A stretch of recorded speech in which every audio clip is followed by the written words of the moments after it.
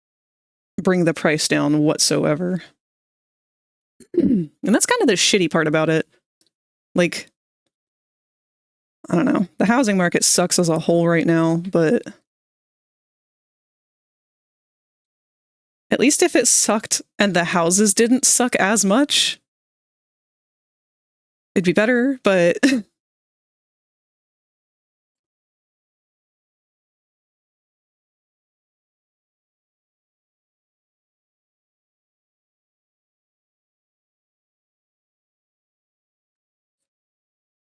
something's getting a little fucky with my line art here.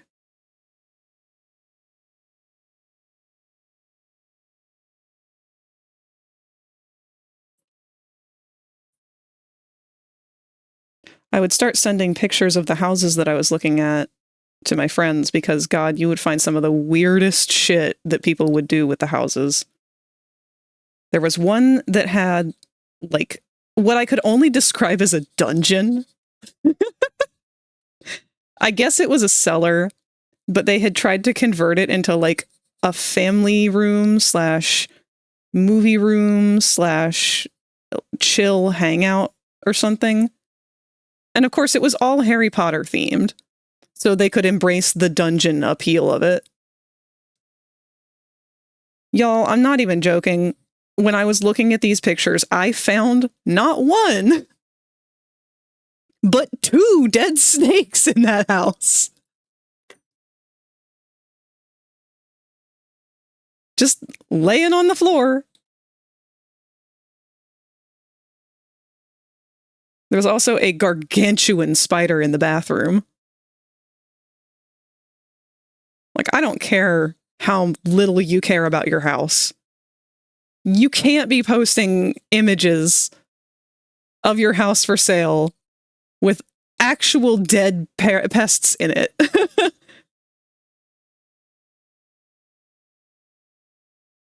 Go to the dungeon, it's family night. Open floor is also more convenient for families because multiple people can enter a room all at once. Yeah, that makes sense.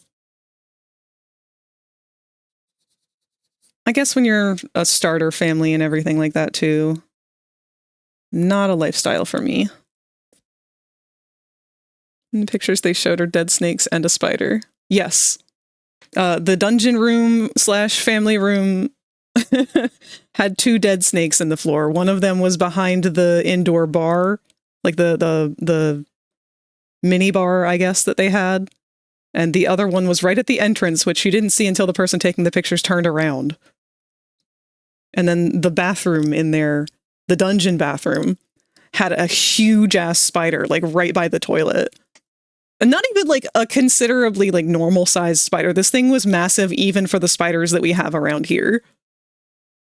It was not dead.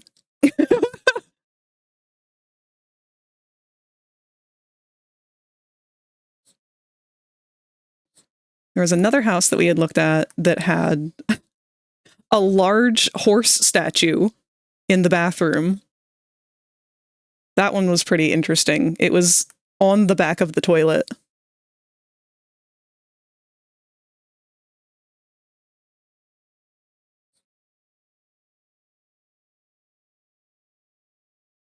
Putting 125 of my payment away just in case. That's a good idea. It's always good to try and save a little bit. You know, like how when you a kid, you run out of the basement after you turn the lights off. Imagine being in the dungeon basement with the snakes and spiders.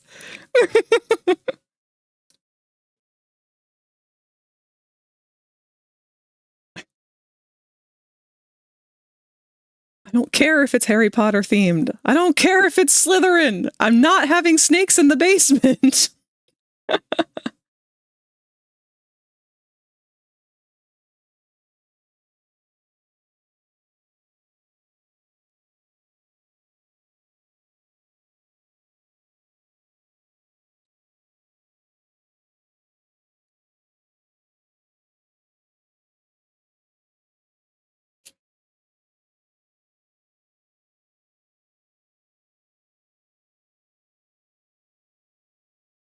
We also couldn't figure out where a room was in that house. Everywhere that we looked on the digital layout did not show where this room was. We could see it from the outside, but it's like it had been sealed off. And then we went to tour the house, and it was no better. We never could find that room.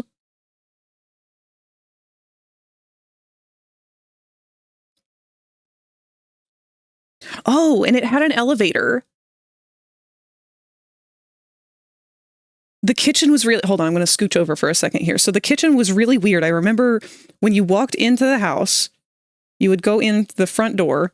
There was like a really long, narrow hallway, but then it would open up on this side to like a dining room. And then this would like buckle outwards into a round, curved something or other.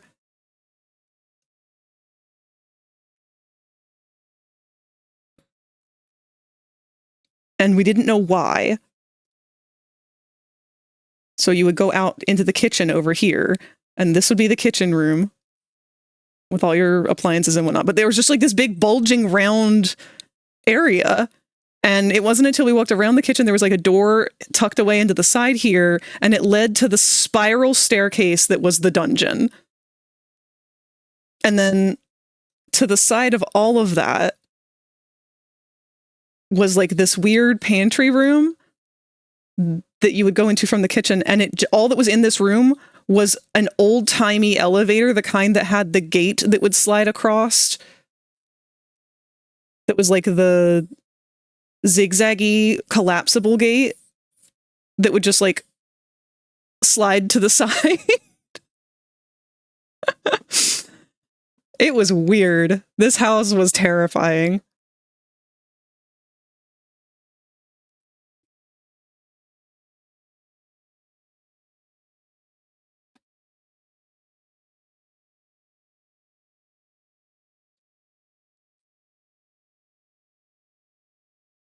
Yeah, the elevator only went up and the stairs only went down.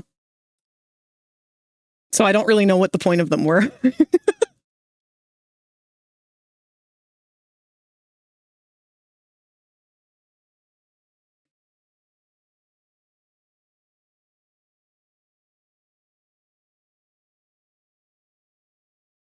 I remember I didn't like this hand before, and I still kind of don't, but I don't really know what to do to fix it. Who made this house jigsaw? See, we live in an area where there's a lot of like really old architecture. There's like almost Victorian style houses. Maryland's got a lot of weird architecture like that, though. If you've seen any of the houses in like the Baltimore area, I know Baltimore's still got a lot of old architecture. Washington as well.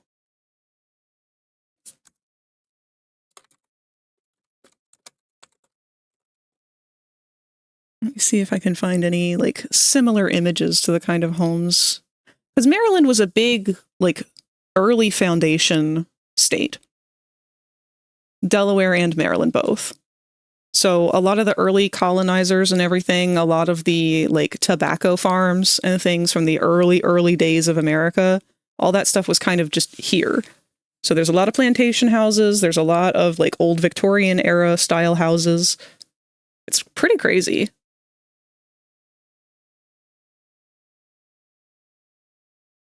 Unfortunately, they haven't really been upkept very well a lot of the time, but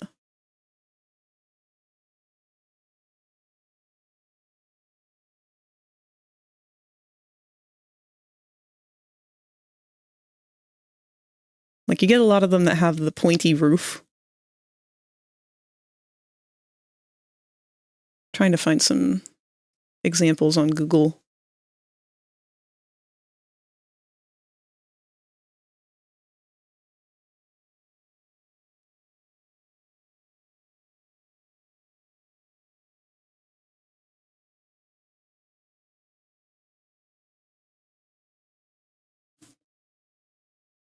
Here we go.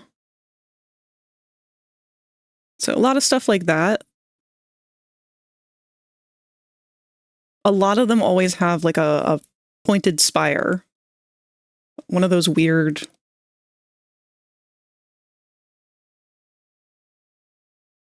And these are not examples from where I live. These are just ones from Google to try and show a similarity. But these things are all over Maryland. Here's another one.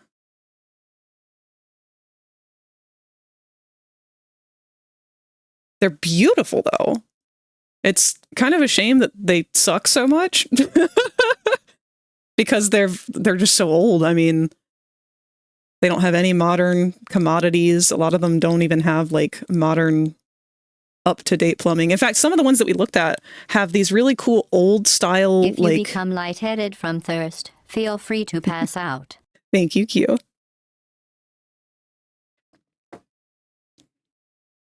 Back in the olden days, one of the things that they used to have built into homes was in the bathrooms, this like special area for getting rid of old razors for shaving.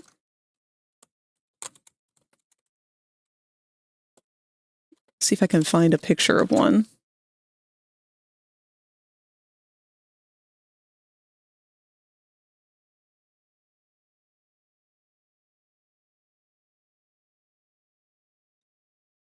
Yeah, here we go. So you'll find a lot of stuff like this built into these old houses. So that's just a tile in the wall that was specifically designed to put your used razor blades in. And they would have them usually next to the sink or the bathtub, or both. And it literally would just take... you would just take your razor blade and drop it in there. And just forget about it. So during a lot of renovations for these old homes, people take out the mirrors and shit and gut the bathrooms and whatnot, and then they'll just find an absurd assortment of nasty, dusty, dirty old razor blades in the walls because that's all that they put there. There was no like way to get them back. That's just set it and forget it.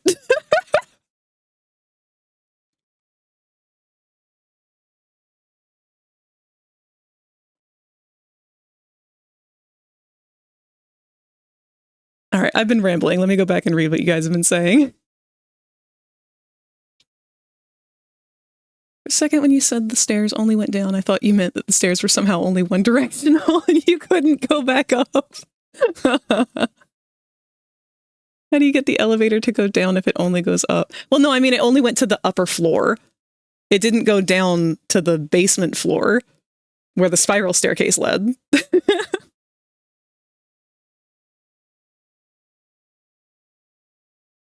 Never answered my question on if the elevator was large enough to fit a human. It was large enough to fit a single human.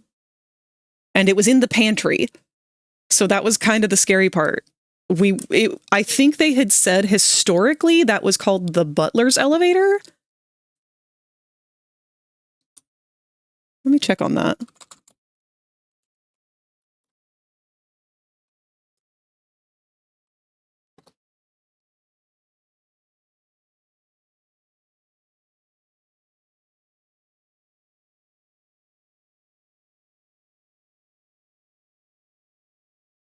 A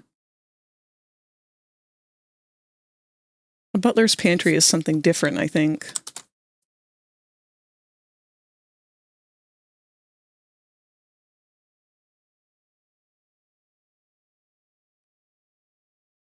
Different from a dumbwaiter, yeah.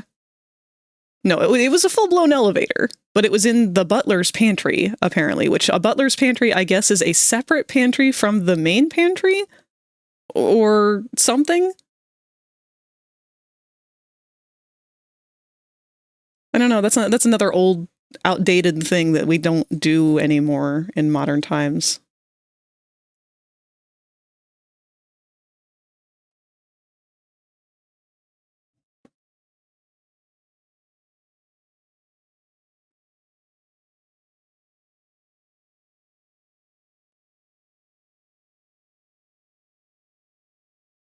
Crazy stuff. I do like learning about all this old architecture stuff, though, especially in different areas, because I know Maryland is full of wild old history. And it's good to learn that stuff. Unfortunately, It's a lot of bad history, but that is also important to learn.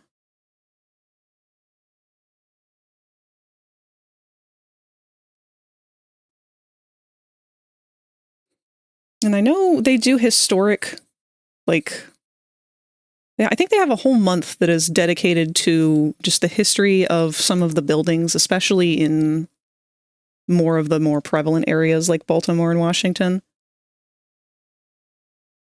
where the people who own the structures let you go in and they show off the way that it worked and how things were functioning back then. I know there's like an apple orchard somewhere that we went to when I was younger. And they had one of the historic, like, not plantation houses. Maybe it was a plantation house. I think that one was maybe separate from the orchard, but they did this great big tour and showed us how things were made back then and all that Williamsburg-esque stuff.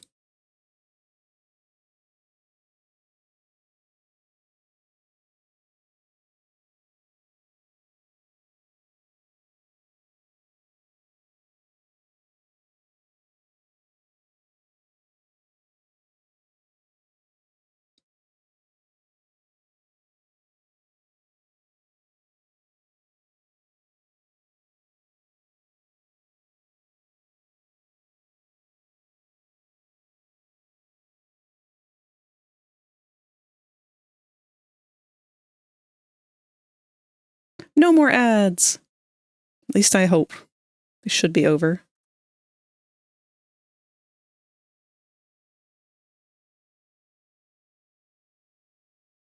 I'm wondering if I'm going to have to replace the nib on this pen soon. I've noticed that it's not quite catching the full stroke.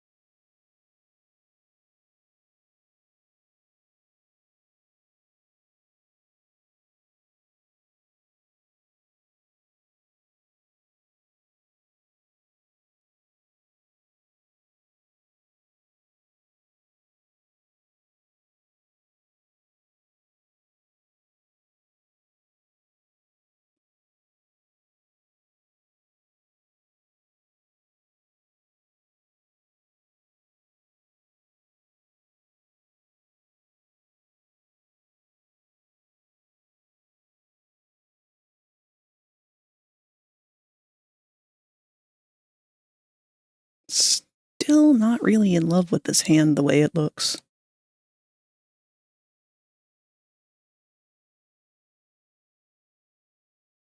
Oh well. That is how past me decided to draw it, and that is how present me will continue to draw it. Because future me can always make a new version.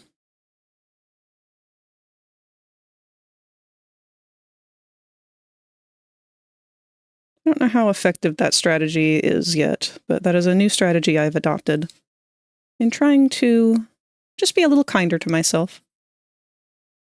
I am one of those people who will habitually try to beat myself up for things. But it's been helping a little bit to consider myself as a secondary person to myself, if that makes any sense at all. By using the past and present metaphor. Sometimes past me is an asshole. But sometimes past me will do things to make things a little bit easier for myself, so.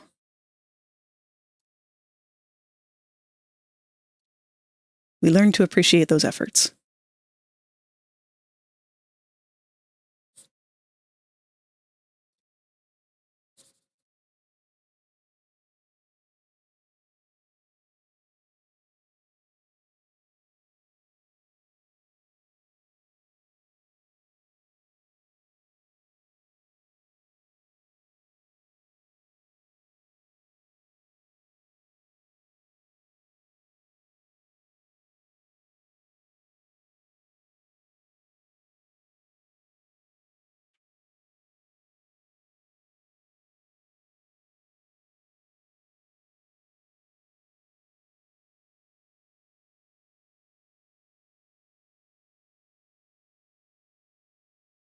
An alarming amount of these songs have had cats meowing in them. I'm questioning whether or not the autoplay has found its own genre.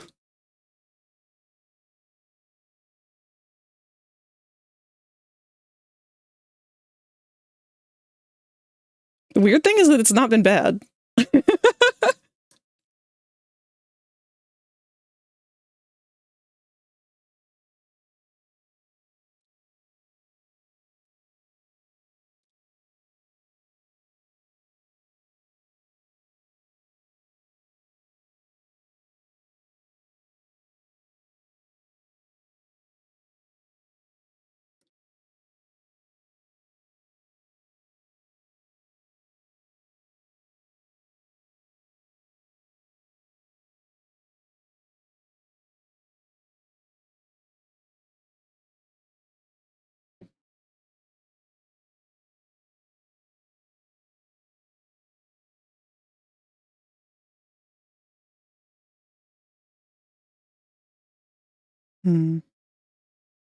Still don't love it, but gotta move on.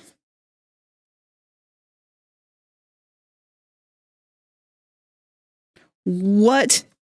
What is the cat Christmas? Okay, we're changing playlists.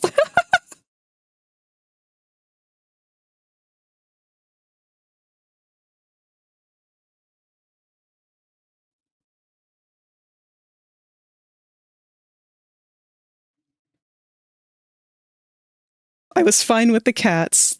I'm not fine with Christmas.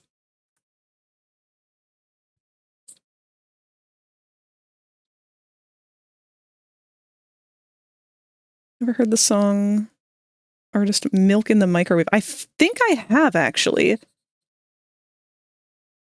I want to say that that one came on an autoplay once, and it was pointed out to me, and then we fell down a rabbit hole of letting it play only those songs. This current playlist is, it's inspired by Marble Soda. Actually, I can just go ahead and link it. This is usually one that I'll put on and then just let it play through, and then whatever auto plays after continues.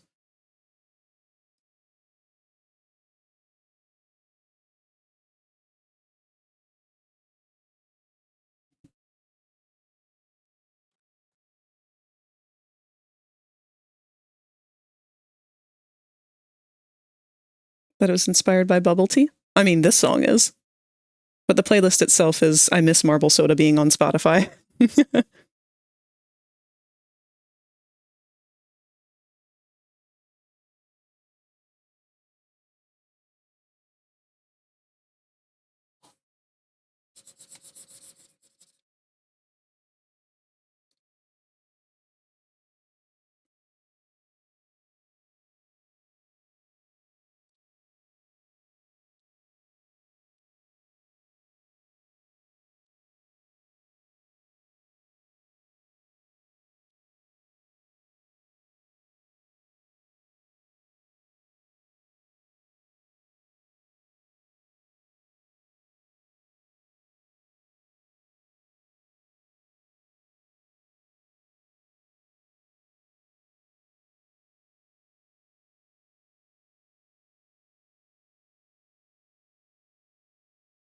I forgot how spiky Clicker was. It was actually an intentional part of his design.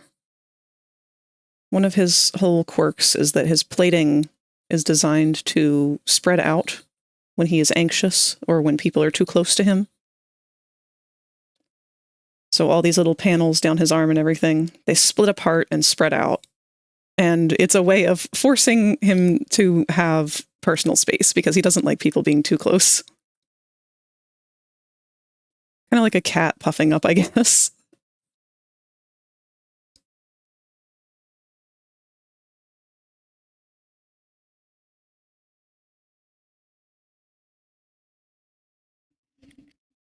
I'm back. I have a question. Have you played Doki Doki Literature Club? I have not played it, but I have watched people play it. I played it? What'd you think of it?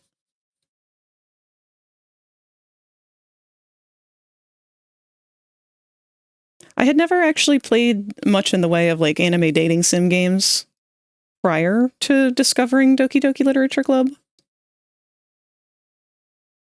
Just Monica.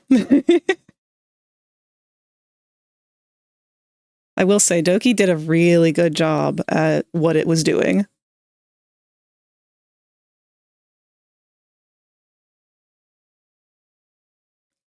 Also enjoyed my trip from Florida at Disney World. Oh, shit. That's a hell of a trip. I'm glad that you got to go.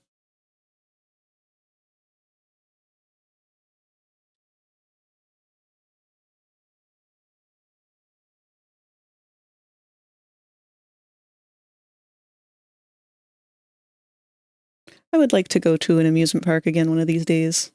It's something that I haven't done since I was a little kid. I'd love to go to Universal.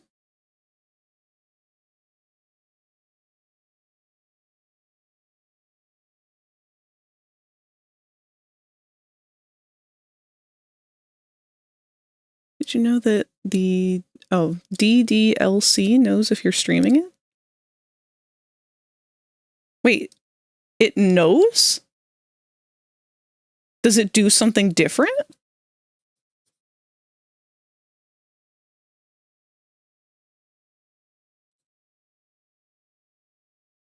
That's kind of fucking crazy.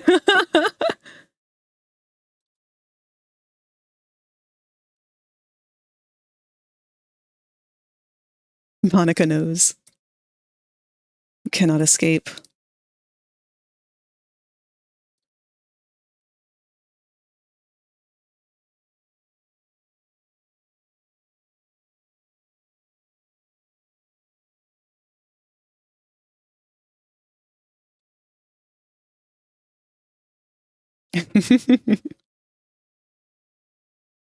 Can we get Monica in the next Dead by Daylight update?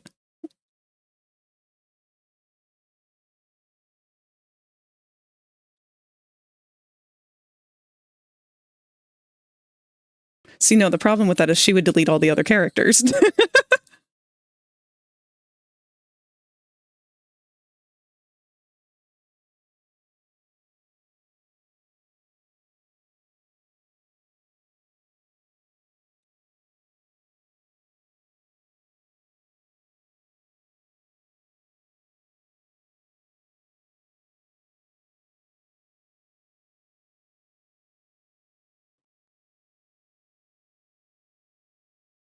Uh-oh. I see some of my friends are just now getting home from work and they are discovering the Discord update. Needless to say, not a fan from the initial reaction that I'm seeing.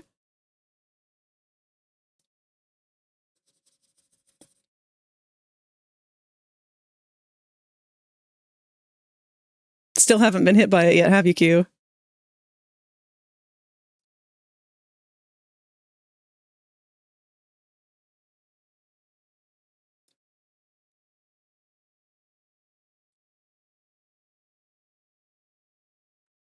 Not yet. I hope it lasts as long as it can.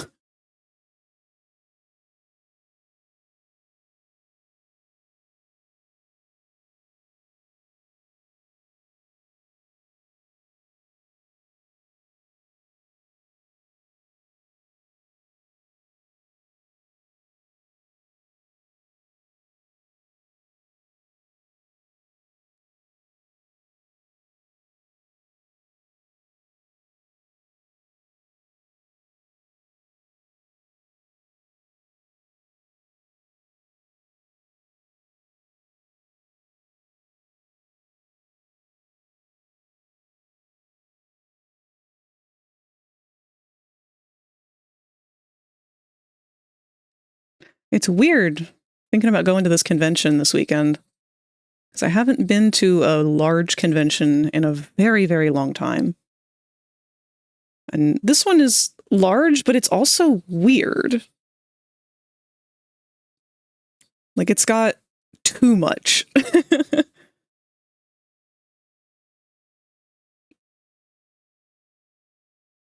I don't think that that line was necessary, actually.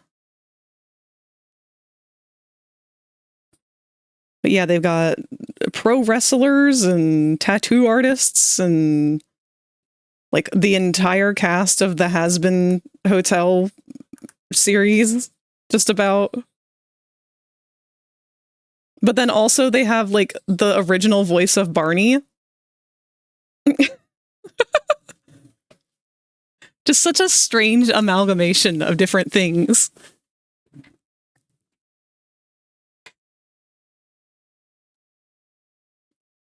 I'll try and take plenty of pictures for you guys, but I can't guarantee anything, unfortunately. Just because I want to enjoy myself. I don't want to be too focused on trying to make sure I'm providing content or trying to make sure that I have proof of the moment as opposed to living in it.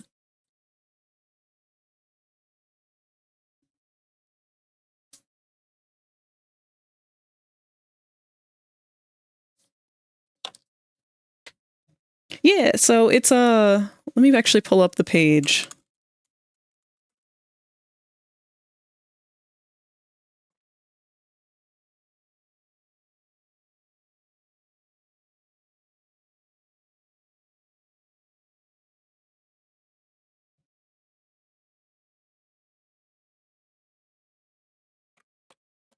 There we are. So it's called GalaxyCon. It's going to be the one that's in Richmond, Virginia, which I've never been there. I've been all over Virginia, but never Richmond.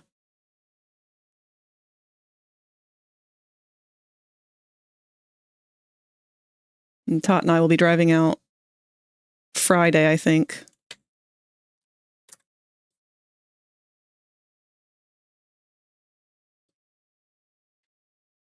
I'm loving that my red note for you is Lesbians, Splatoon, Freeren, and Vocaloid.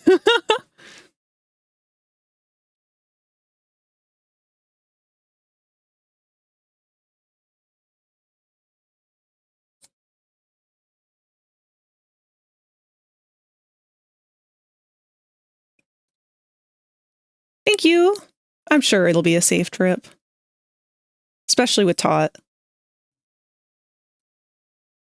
Tot and I, we're chaos together, but we're, like, managed chaos.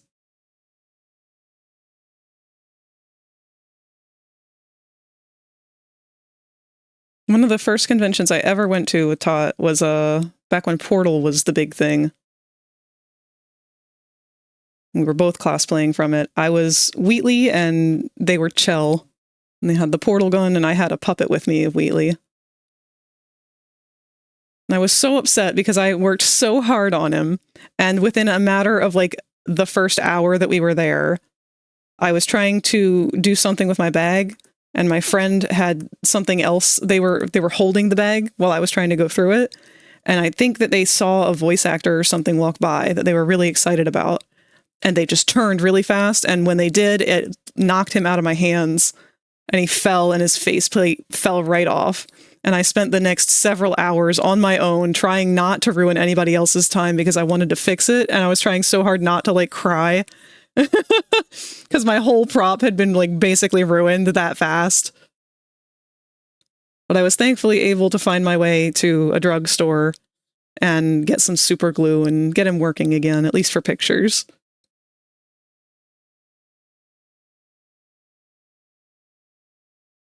I still have him. He lives in my closet somewhere, along with the other remnants of varying costumes and cosplay and props and things like that. I don't think I fit into a single one of my old costumes anymore. I'd love to get back into doing cosplay, but these days it's just way too expensive.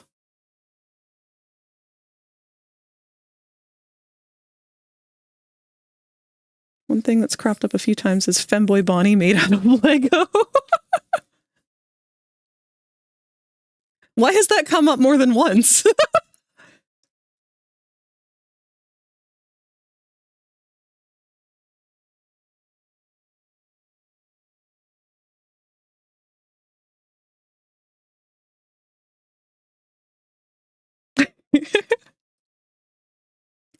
Elio is fighting with bad information from staff for being able to carry my life-size Boris around, and it had me crying a ton for like 2 days of my con. Aw, were you not able to bring him around? That's such a weird rule.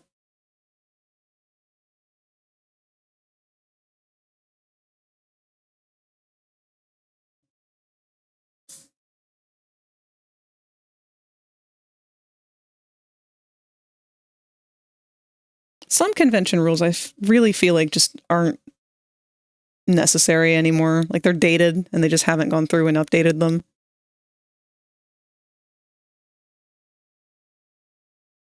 I think it's because they have a size limit on props. Wasn't allowed to carry him on my moving dolly like I planned, even though I'd contacted someone ahead of time to ask if it was okay.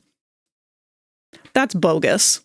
I feel like if you were given the A-OK from somebody beforehand, then that needs to be followed up with. Because that's a lot of work to go through to not be able to carry something around that you made.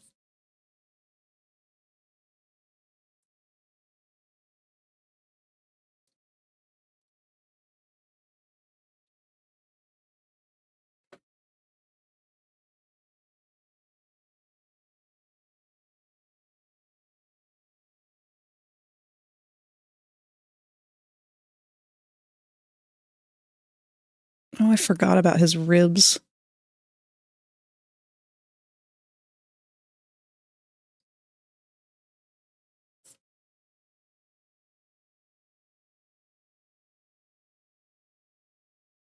Staff was in disagreement, and it threw my masquerade act into chaos, but it turned out okay. I carried him bridal style most of the con.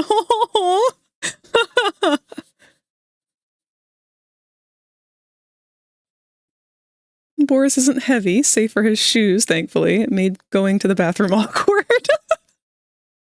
Oh, but it did give some good stories in the end, so that's good.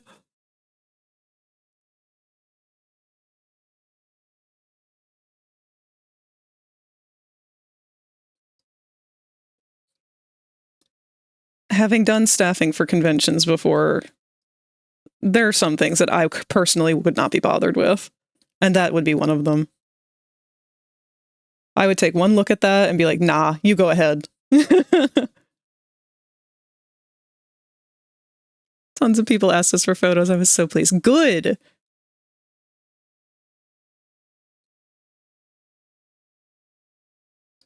God knows you put enough work into him, that's for sure.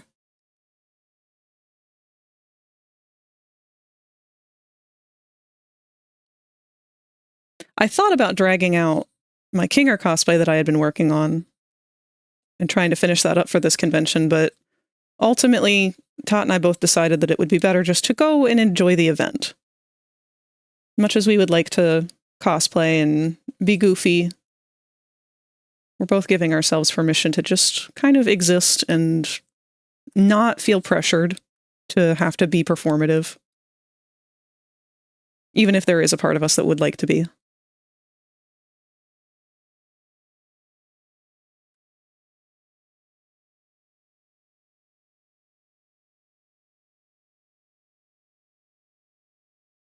It's weird because I haven't really gone to a lot of panels and stuff at conventions, but this time there's like a shit ton of stuff that we can go to, and I'm excited to see what's going to happen. There's apparently an entire after dark part of the convention. I don't know how much of that we'll be doing, because we do have to walk back to our hotel.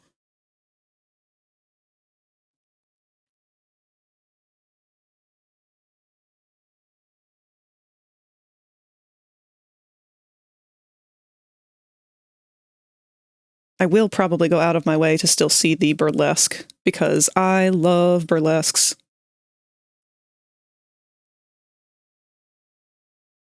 More conventions need to do them.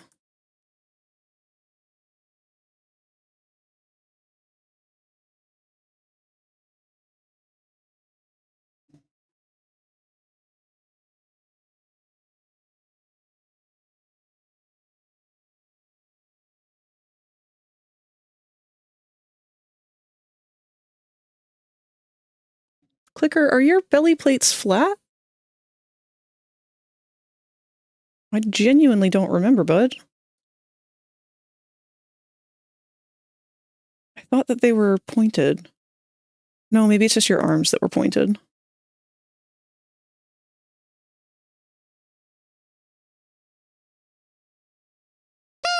What?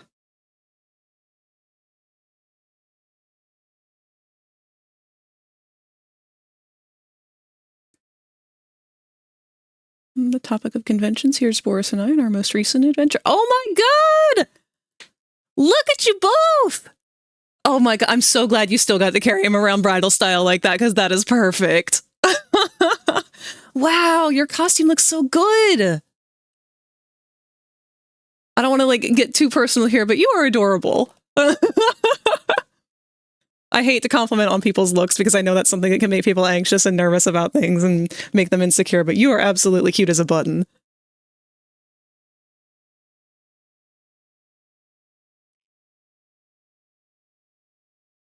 Oh, that's so awesome.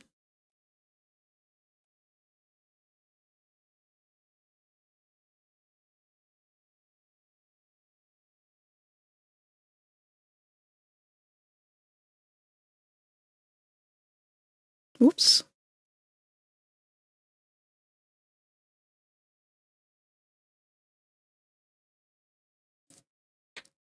Okay.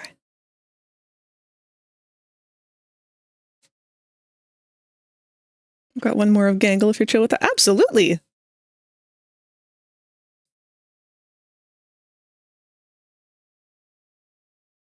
I'm getting stray pixels all over the place.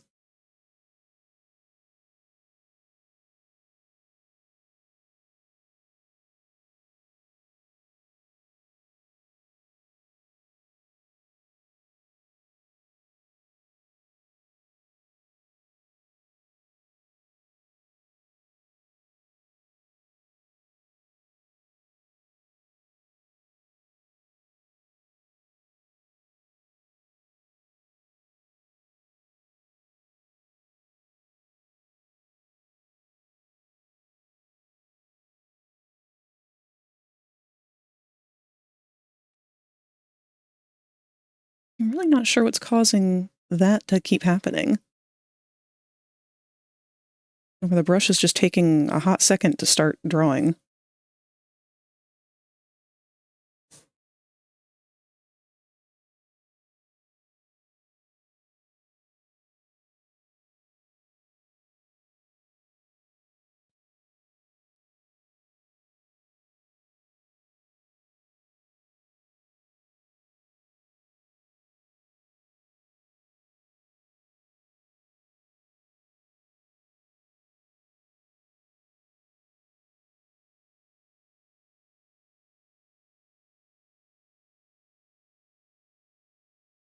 I've been thinking of what to draw since I left and my mind is blank. Oh, I feel that.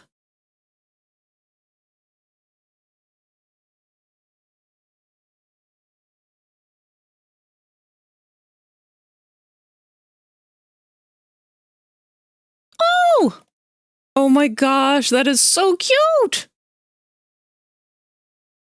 And the bendy on the shoulder.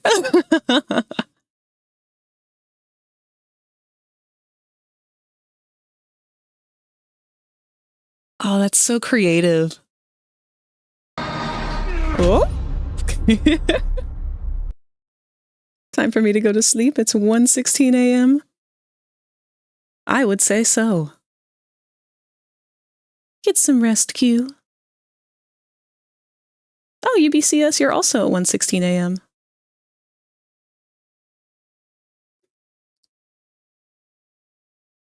Creativity punch.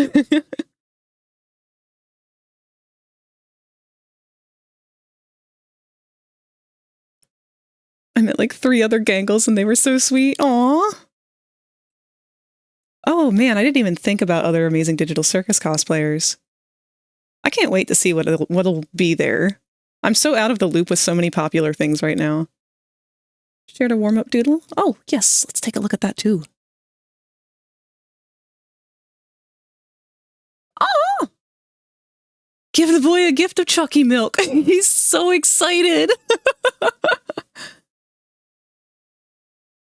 Oh, that face.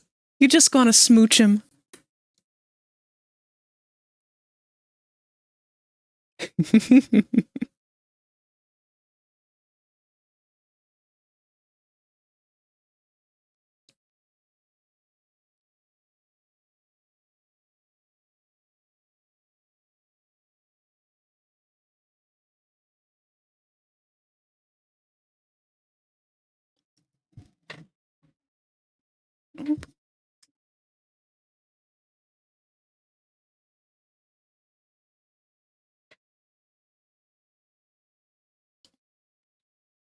Best part of the day I did gangle was the Raggedy Ann cosplayer that approached me. She was like, "Oh, you know my grandmother, Ragatha." You're doing a game stream tomorrow. What are you planning on doing? It depends. I'm going to probably try and get some friends together for repo. They are probably going to want to do modded repo because we've been playing regular repo for a little bit here. If not that, then I might end up doing Paleo Pines because that's still very high on my list of one that I would like to mess with. But it just depends on who's going to be around tomorrow and what I can get organized.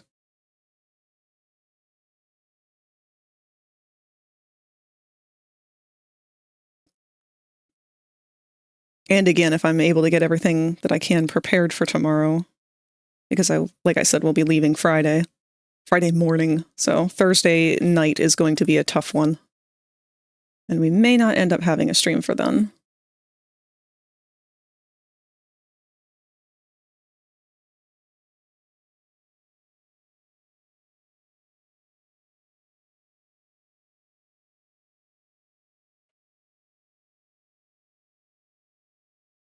Q, you are definitely a trusted user, for sure. So if we do end up doing repo and you have picked it up by then, I'd be very, very open to you joining us.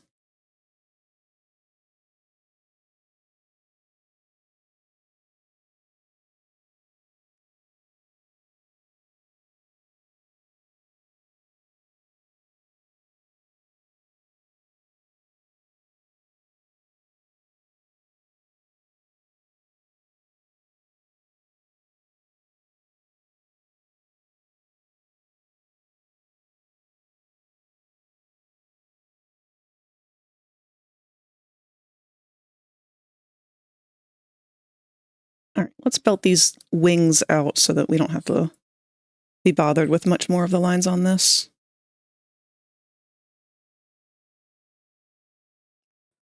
I remember now why this one was put off for so long. It's because mecha line art takes so long.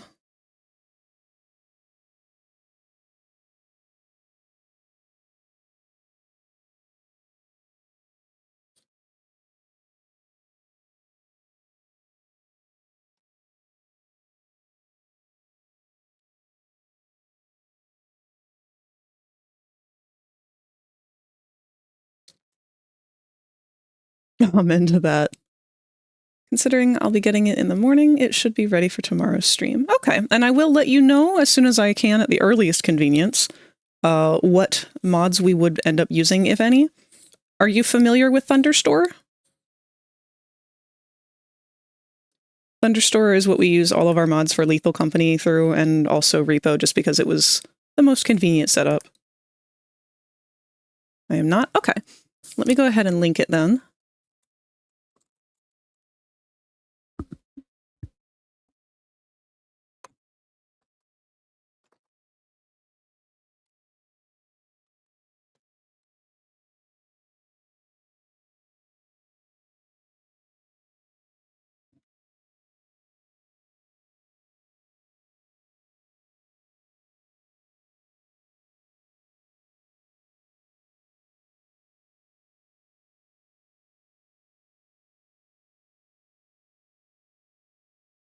Okay. So what you'll do is download the app from that. It's pretty easy. It'll just walk you right through it. And then once you have that downloaded, that's where all of the mods will be set up from. It's basically just like an easy third-party setup for making sure everyone has the same mods turned on so that everything will be in sync with each other. There's only two things I've ever modded, and that's Minecraft and Skyrim. Yeah. We use this one for Repo and Lethal. We use Modrinth for Minecraft. But once you have it downloaded, all we'll have to do is, once we've got all of our mods figured out, send over a code, and the code will tell your version what mods it needs for the profile to play with us. The only real problem is a lot of the mods are still in their like early stages. So unfortunately, we've had a lot of like game crashing issues, especially last time we played, because one of the mods kept updating while we were playing, like 4 or 5 times. And every time it did, it would cause us to be out of sync.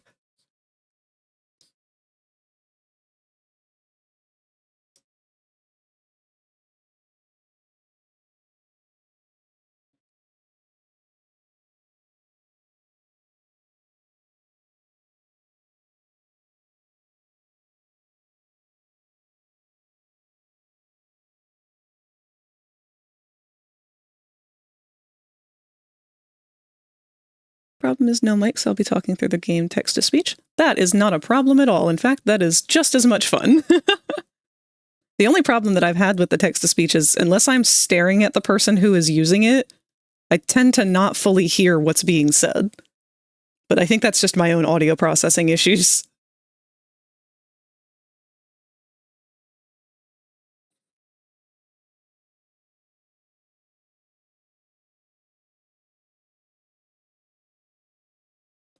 But you are not going to be the only one. We have several members of our usual go-to crew who are either nonverbal or just don't have a mic or prefer not to speak.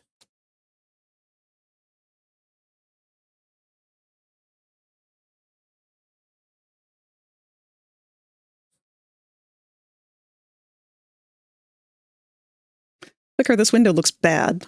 I can do better.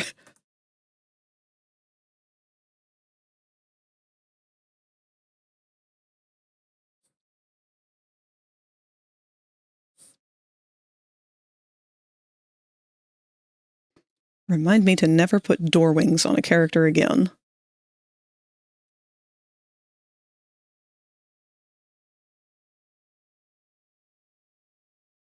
But Frag, you never draw your robot characters anymore. Yeah, this is why. Because they're fucking hard.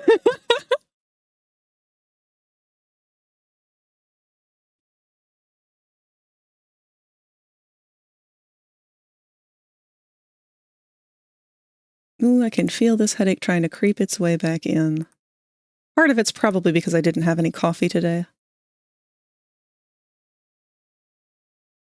I'm very prone to caffeine headaches. Which is weird because I don't drink nearly as much caffeine as a lot of my friends. I have 1 cup of coffee every day. But if I miss it, then boof. I usually feel it pretty hard.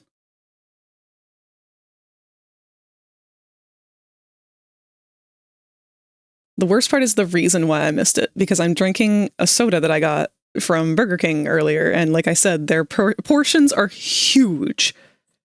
So this soda's gargantuan, and I got root beer, and my brain was thinking, ah, yes, soda has caffeine, this'll be fine. Root beer's the only soda that I know of that doesn't usually come with caffeine.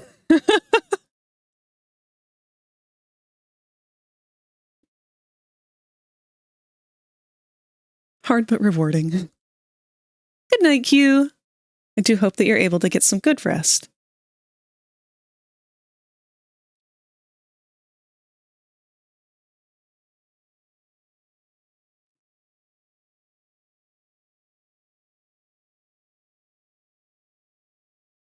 We're getting down to the final stretch here. Finally.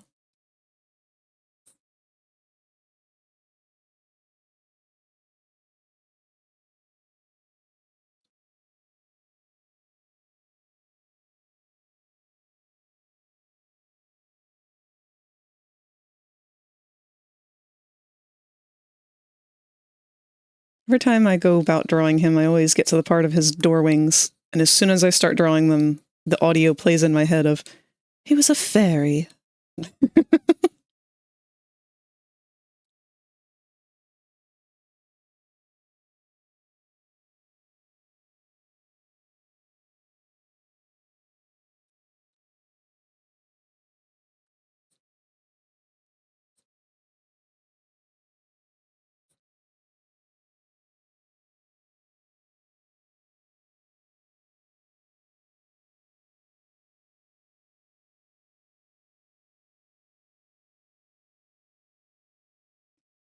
Mom also enjoys a daily cup of coffee. She's got a collection of K-cups and creamers that she likes to mix and match.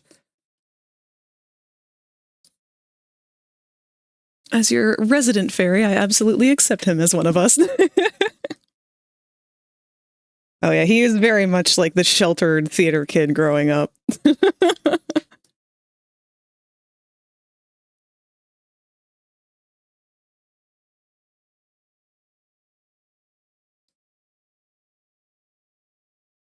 I don't remember if he has a white stripe along the bottom side. Actually, let me look.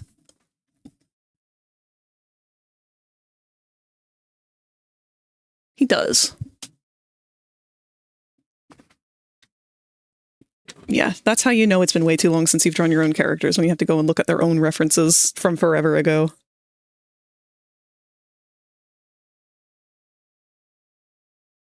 Actually, with him, I was referencing a figurine that I had made of him.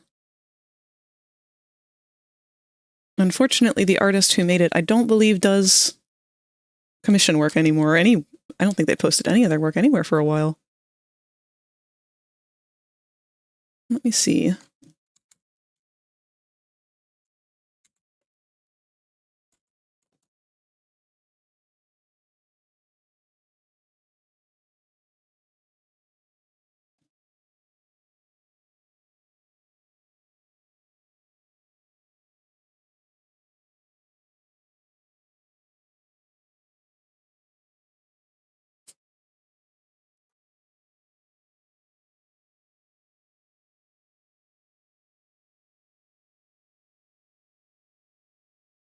Cledgepole.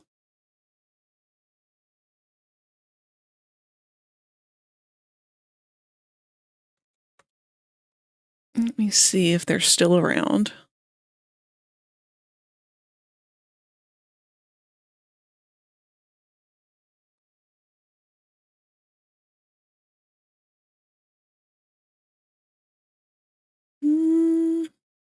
No, it doesn't seem like they've been active for a couple of years now. Well, I would like to link their pages, though, just to be supportive of them. I don't know. They probably don't have a blue sky.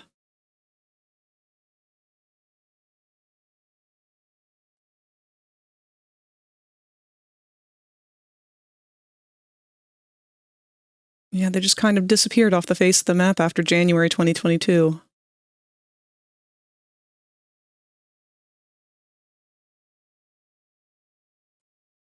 That's all right, though. I will go ahead and link to the 2 pages that I know that they were last active. So there's their Twitter and their Facebook art page.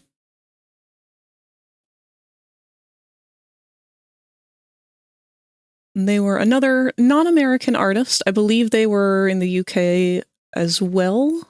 If not, they might have been closer towards Russia and Poland and all that. But probably the most astounding custom mecha work I've ever seen in my life. And I learned so much about custom work just from seeing how they set up their base rigs. So any kind of like doll custom work too can severely benefit from the methods that Kledge has used. I think all of their bases are entirely made out of Lego pieces, just Lego ball joints. And because of them, I actually ended up going out and buying a bunch of Lego ball joints myself in various different sizes to use on my own projects. I've got a Balin and a Knight's custom figure that I've been working on forever ago. Just haven't had time to pick them back up again. But both of them use a bunch of Lego joints in them.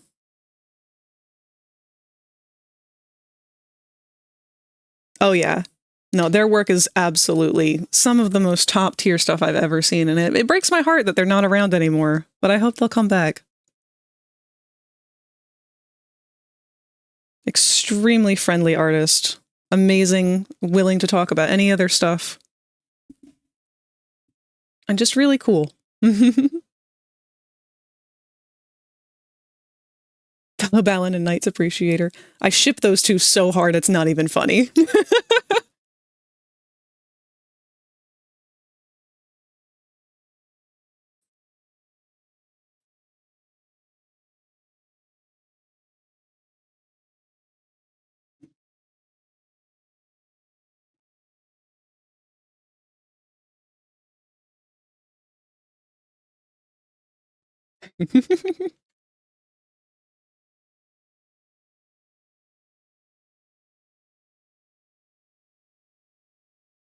It's funny, I almost feel a little bit bad for Lance and Riala because they're so they're so second fiddle to Balin and Knights. I love them to death. They're such great designs, but like they just can't hold a candle.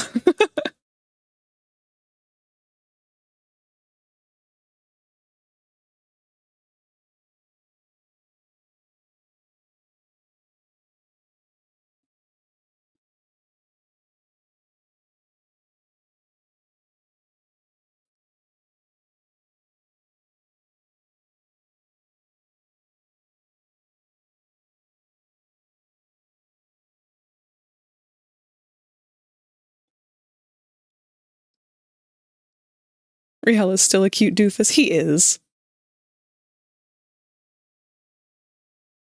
Did you ever happen to read the comics? The old ones that got discontinued forever ago.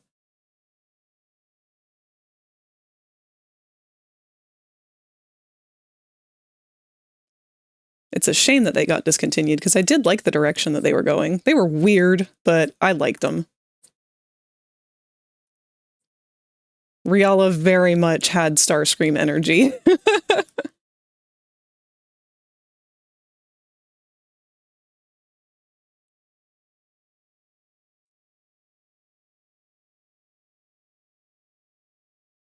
Never got the chance to read the Knights comics, but I did read the Balin novel. Oh, so you've got a one-up on me because that's one I haven't read.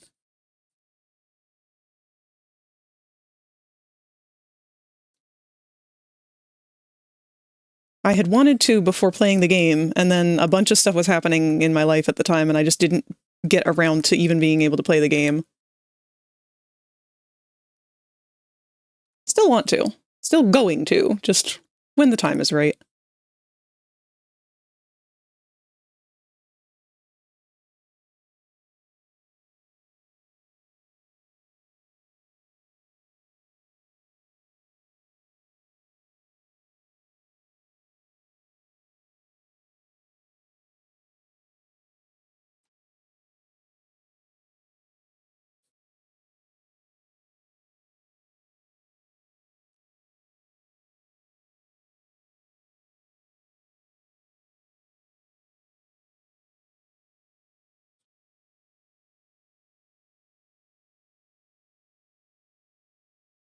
Balin novel was the first ever ebook I got my hands on.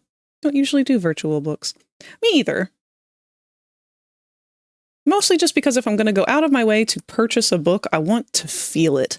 I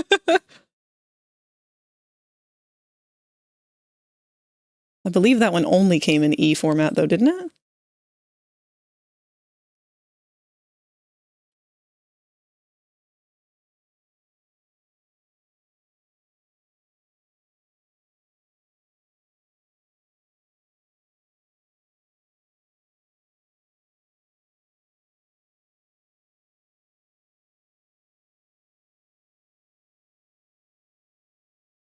It's so odd the way that Balin ended up coming out.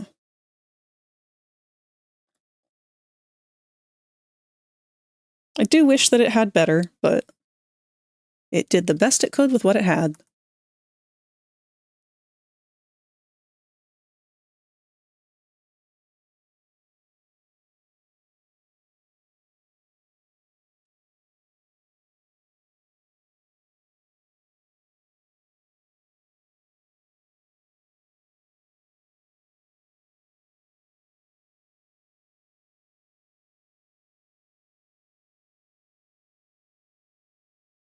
Clicker, please. What is this arm doing?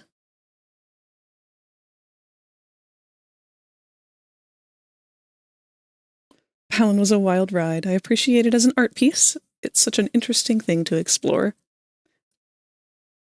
I think that's a good way to put it. It should just be considered an art piece. Less of a game and more of just an art piece. I think that that would make a lot of the people who raged over it feel a little more calmed.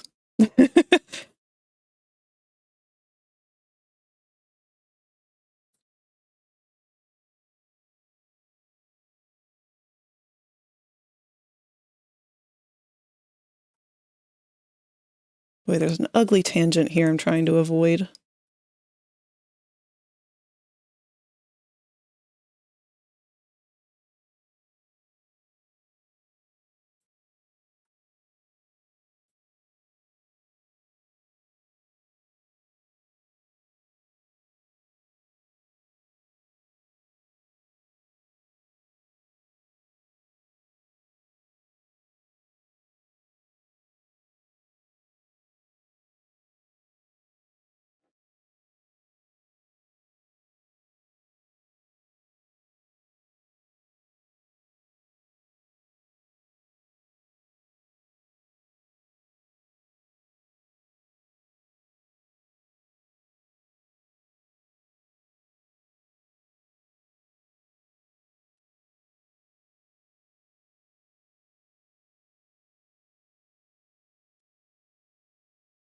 This is where my sketches come back to haunt me, because I'm trying desperately to remember where his arm actually is behind this giant centipede.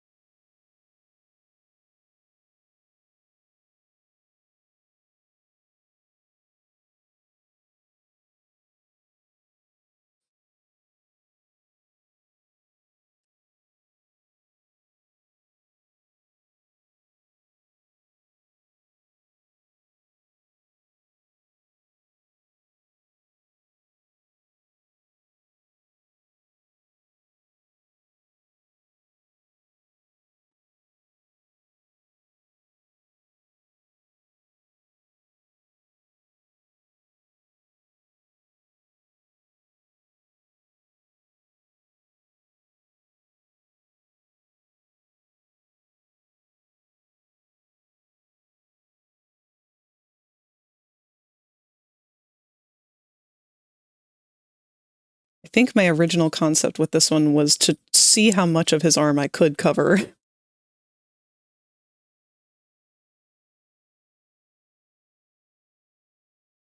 Which, I'm not going to lie, that's my usual tactic when it comes to drawing. I get complimented quite often on my compositions, and I always feel bad about that because I'm not trying to make a good composition 90% of the time. It's usually the fact that I am trying to hide a part of the drawing that I don't want to draw. Which you can easily do if you come up with a dynamic enough posing.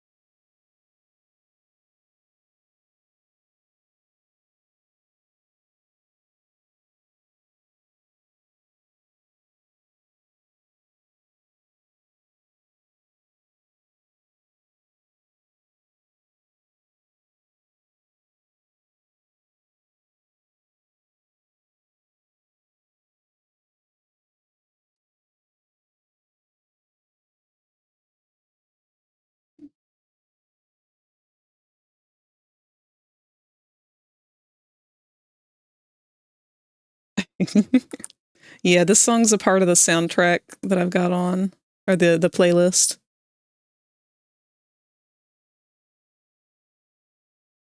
It's funny, everybody seems to have heard it before, though. I haven't heard it until this specific playlist ended up coming up.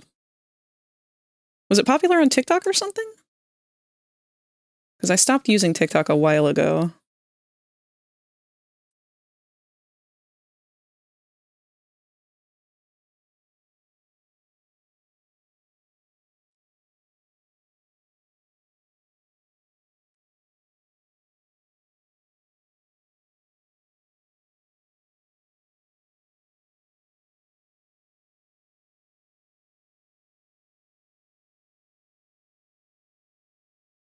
I don't even know what's going on with the rest of this arm, but we're going to leave it there. Not a clue. Ads are going to start in 1 minute. And it's time for me to cover all of my mistakes by drawing a giant centipede over them.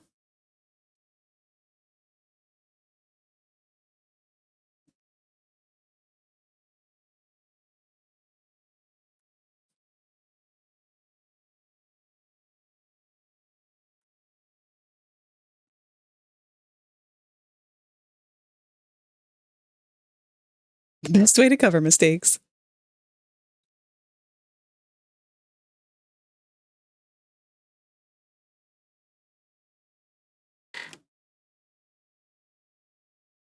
I don't like that this lag is happening every once in a while, though. I'm really wondering if that is something to do with the tablet, with the pen, or what.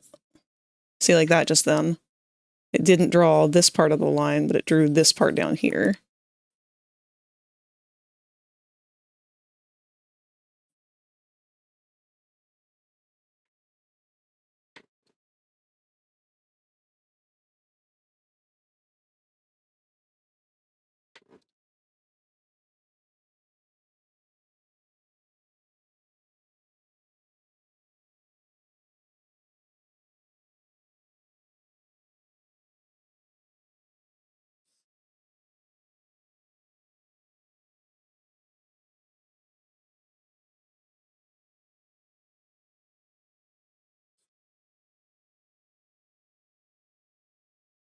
Oh, there go our ads.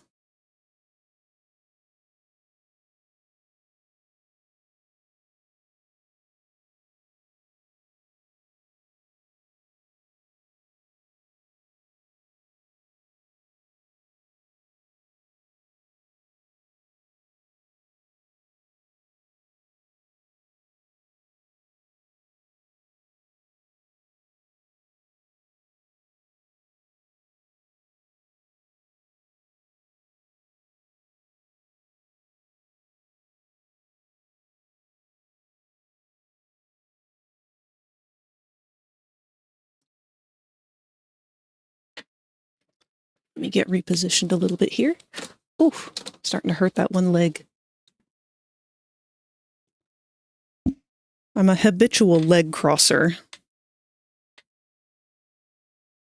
Unfortunately, that's not the greatest thing to do when you're sitting for extended periods of time.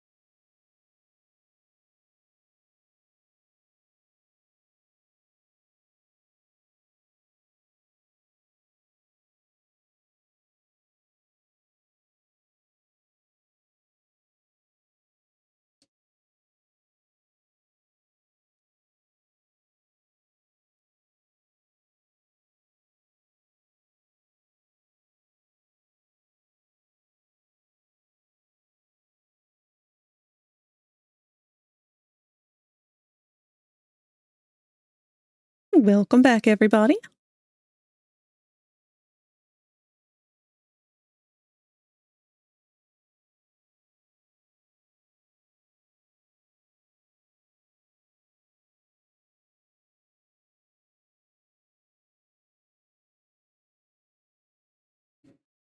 All right.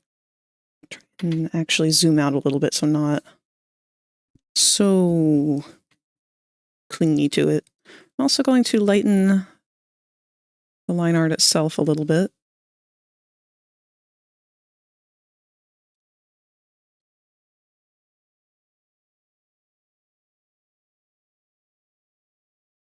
I'm going to end up having to redo and erase quite a bit of this because I remember the way that I twisted it around. It's kind of weird.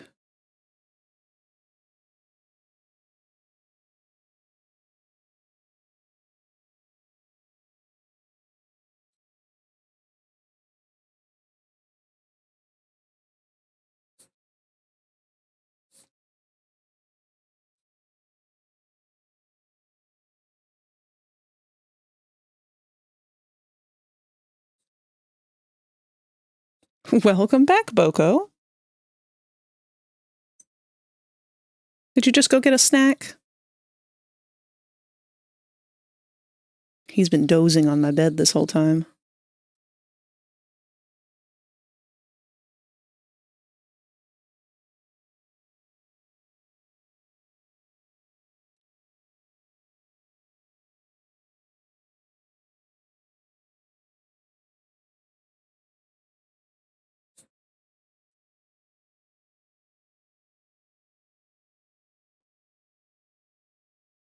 My God.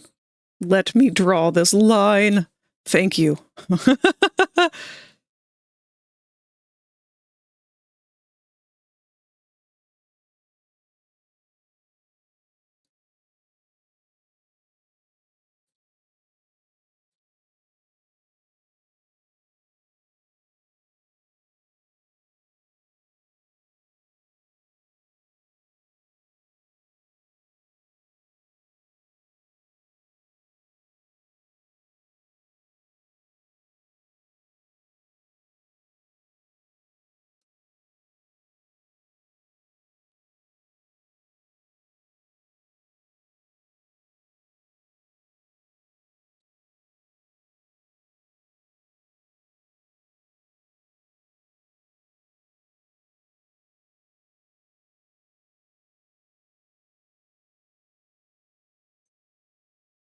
Where the hell? Belly up, belly down. Belly wraps around? Hold on.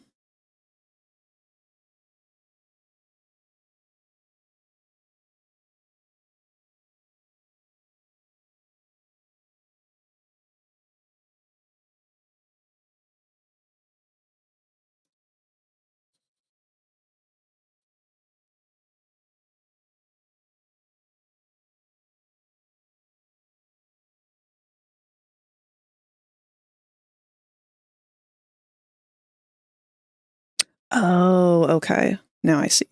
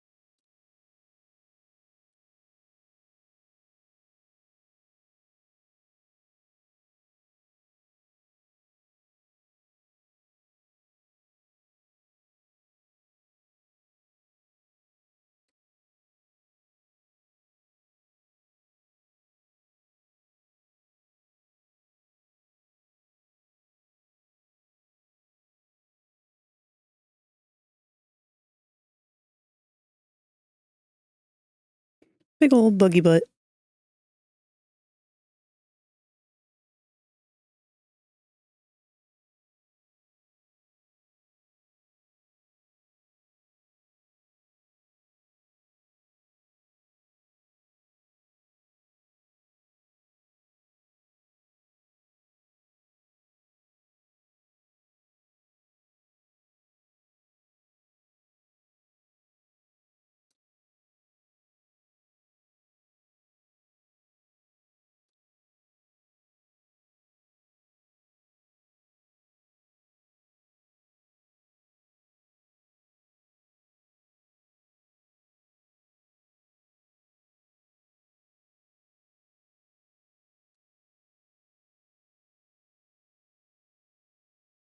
This big old centipede just reminds me of Centiskorch, which is probably one of the newer Pokemon that I like. I didn't like a lot from that generation, though.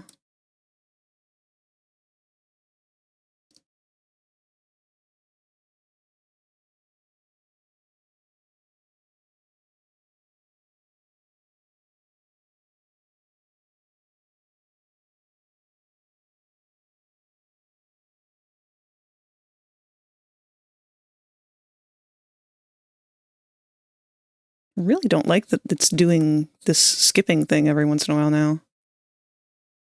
I hope nothing's wrong with my tablet.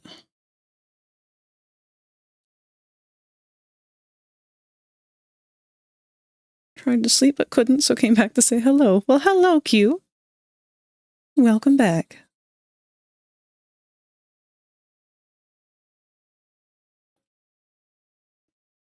You have not missed out on much. Just me trying to unravel the mysteries of my sketch work.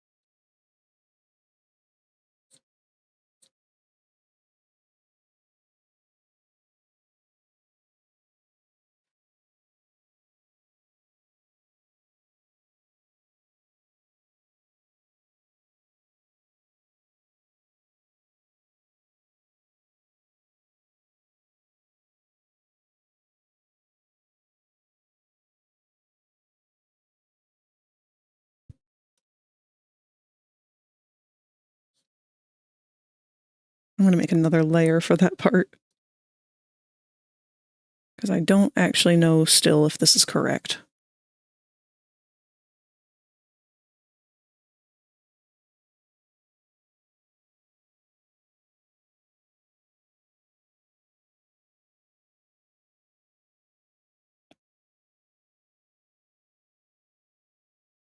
Ah, there is a part that I missed here.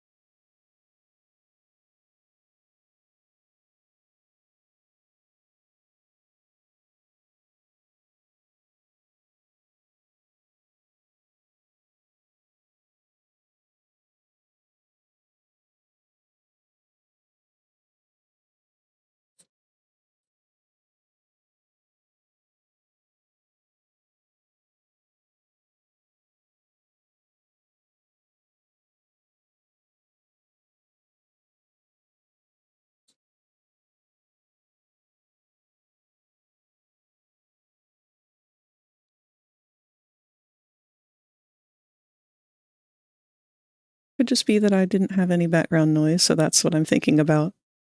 Well, I will happily be your background noise if you'd like to leave me on in the background.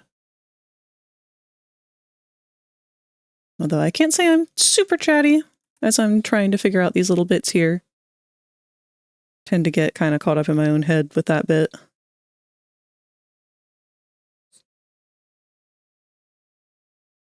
But I am attempting not to.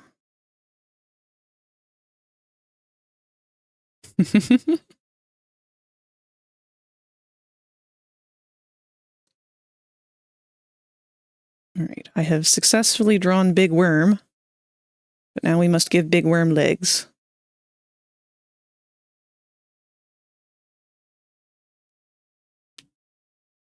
I love you so, so, so, so much.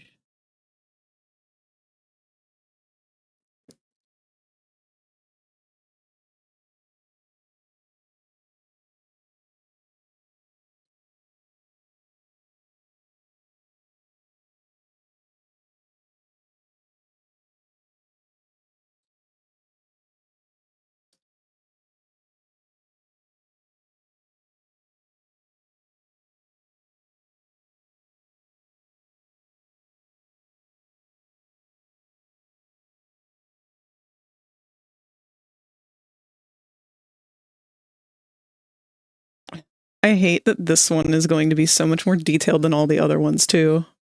Just because robot.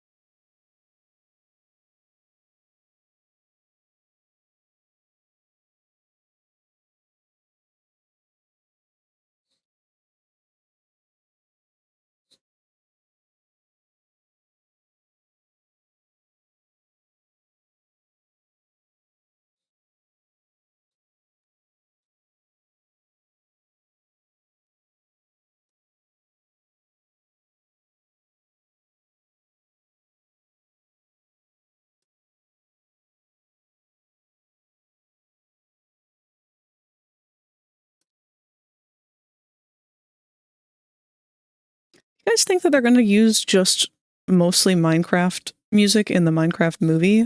Or do you think that they're going to do what the Mario movie did, where they, like, make it a jukebox thing? A bunch of pop music and shit.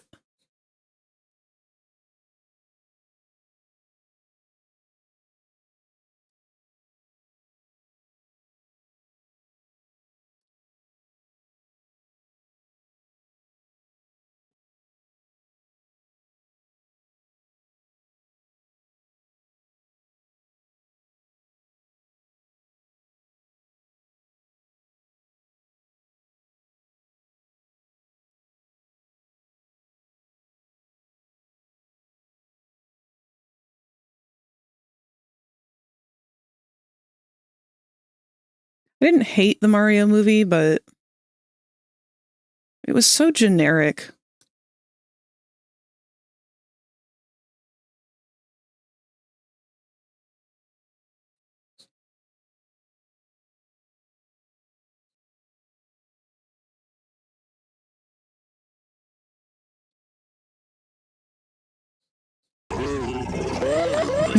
Salty. I might be a little salty over the Mario movie.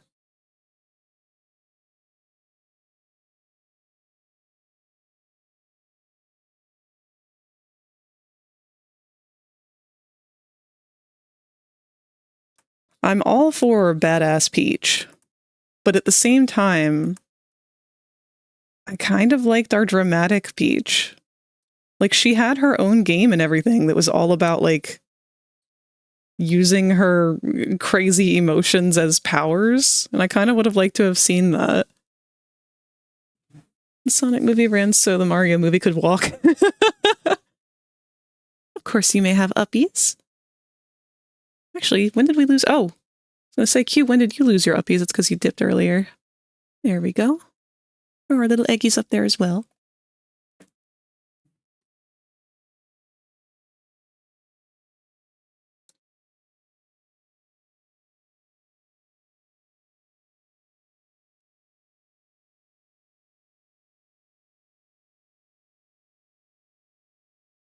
I think mostly my big hang up with Peach is that I'm just kind of tired of girl characters not being allowed to be girls because they have to be some kind of badass. Like, I get it, she's cool, and she's smart, and she's powerful. But, like, why can't she also just be girly? Why can't those two be, like, the same? Why does it have to be one or the other? Meanwhile, the Minecraft movie took inspiration from the old Mario movie. Yeah, it sure did. That's a good way to put it.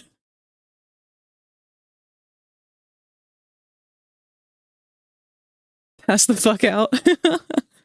That's alright, we're trying to help Q do the same.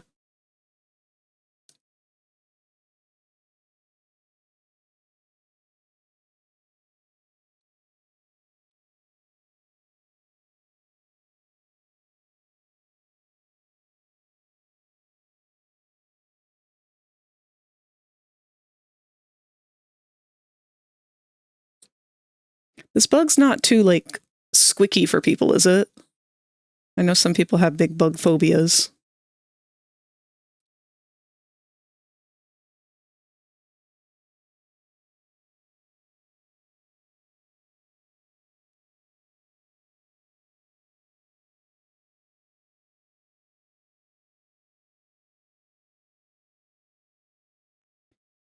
Nah, okay, good.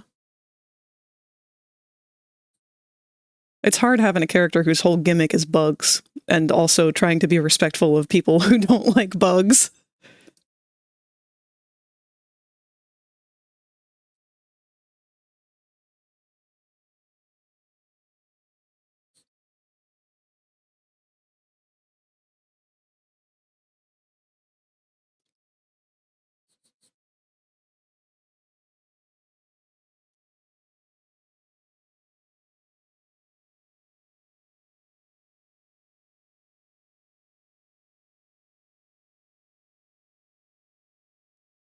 Come on, tablet, stop doing this weird hiccup.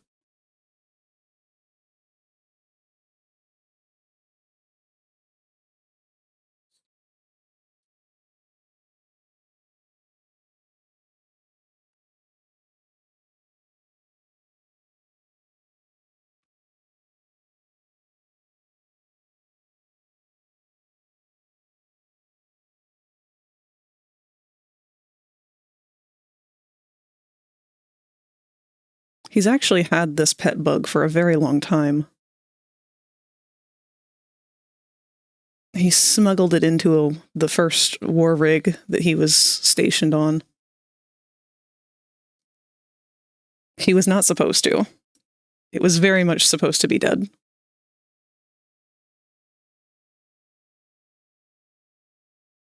But he likes bugs, and he didn't want to kill it. Even though this one's a really, really, really bad one.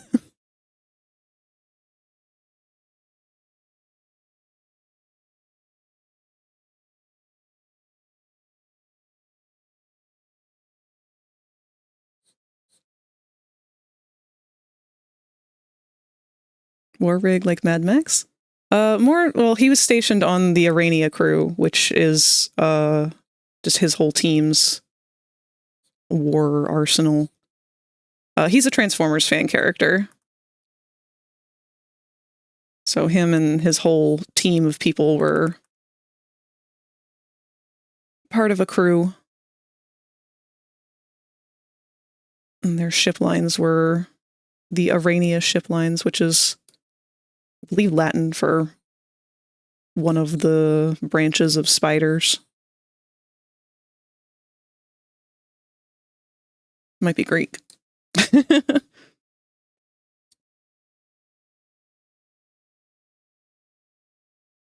When I hear war rig, I'm like, so you're also cultured.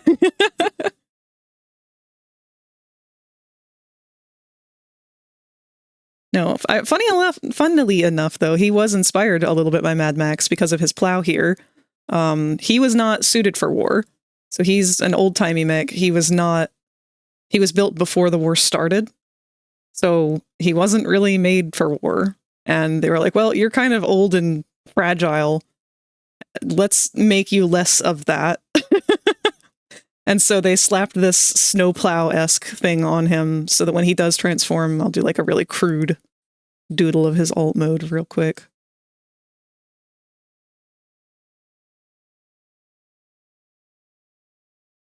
The spikes come forward more.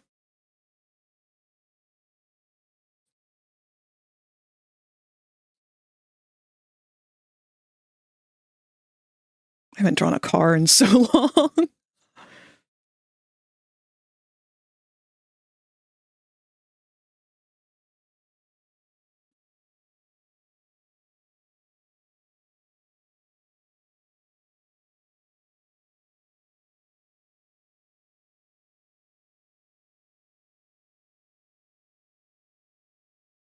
I don't know how much this makes sense, but that's what his alt mode is, essentially.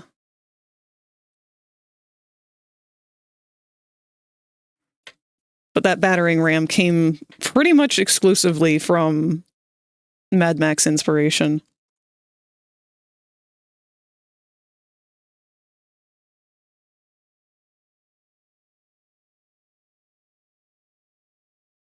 That's a movie I'd love to watch again sometime soon.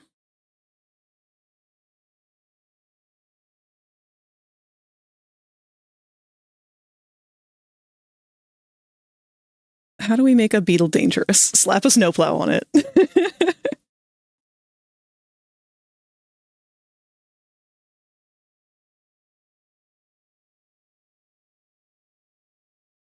He's really only good at getting out of tough situations.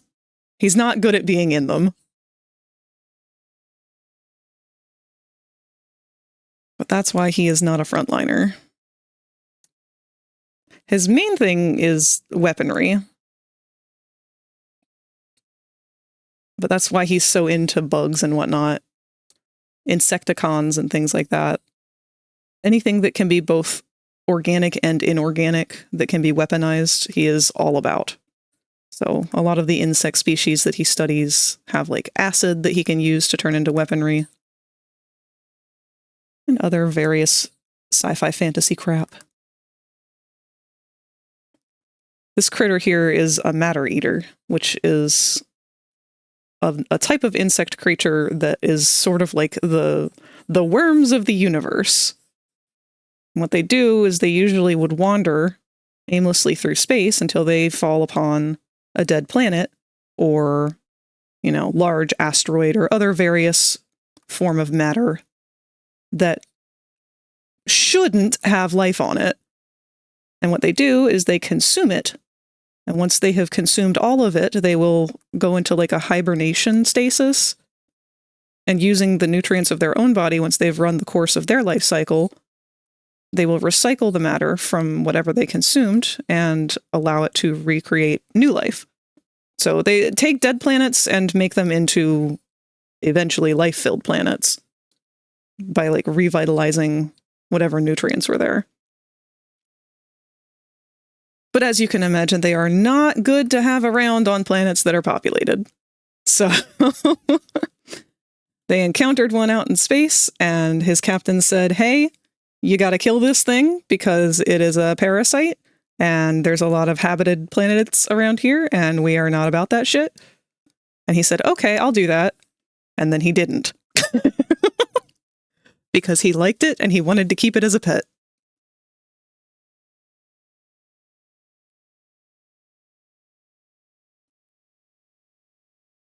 He affectionately calls her the little unmaker.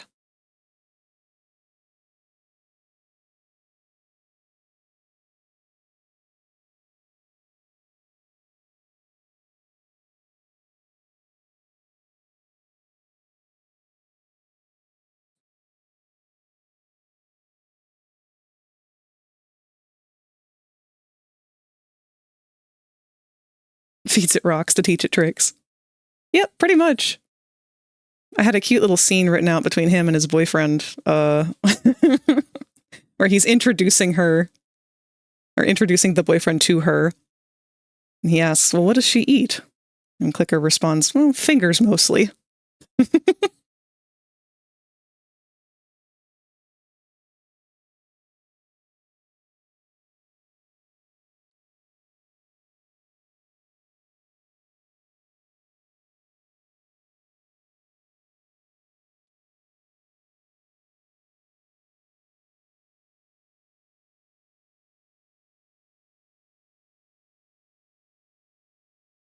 I didn't really have any kind of official design for her or anything, but I knew she was centipede-like, and that was it.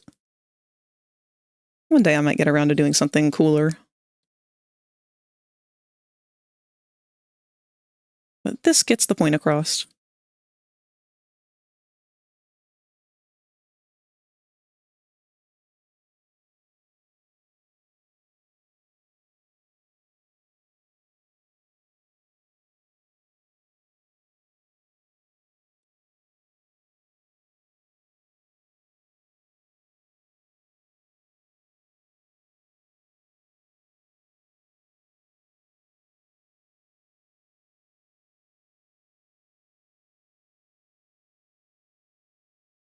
When it comes to Mad Max, the game they did so criminally underrated. If you want to know how many times I've played it, I'll tell you. That is a shame, because I remember people were really hyped for that game when it was coming out, but then it came out and I didn't hear anything about it, and it just sort of fell off the face of the earth.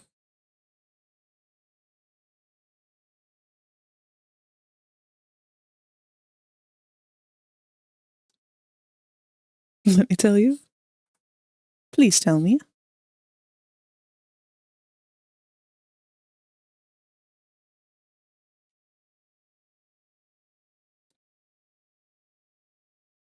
Hey, bitch! Hey, bitch. What is up, Tot?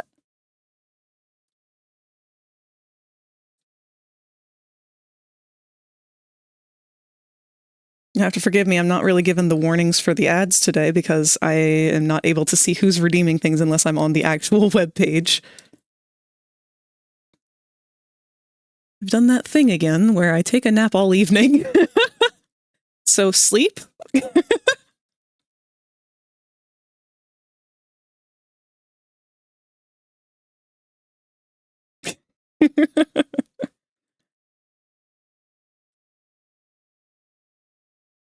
I'm glad that you're here. I've been telling these bitches about our trip this weekend. Definitely trying to make myself sound a lot more confident about it than I do. I'm nervous as shit.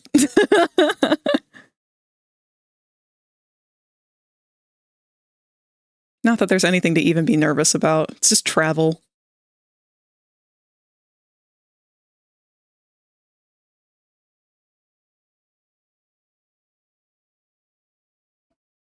So hype yet so anxious. Yeah, mood.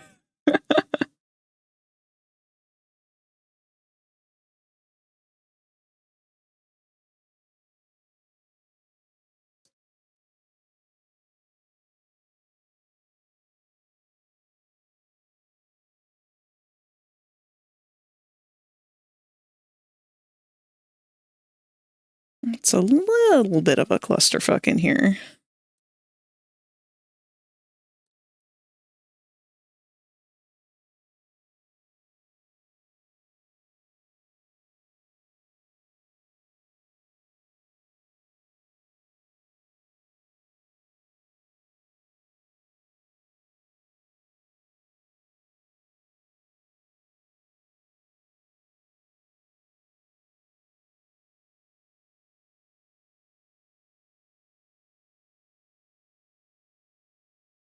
All right, let's erase clicker's layer.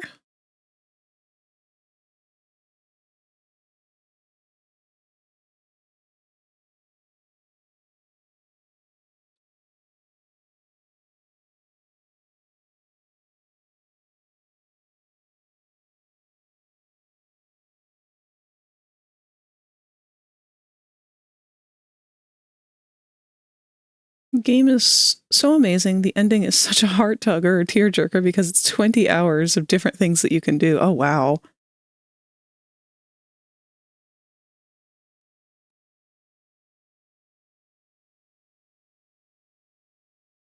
Now, aren't we getting, or have we already gotten another Mad Max movie?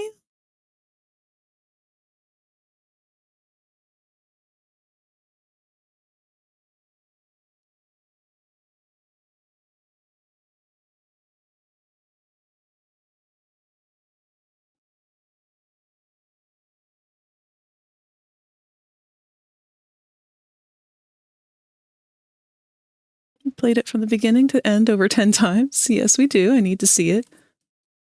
What's this one about?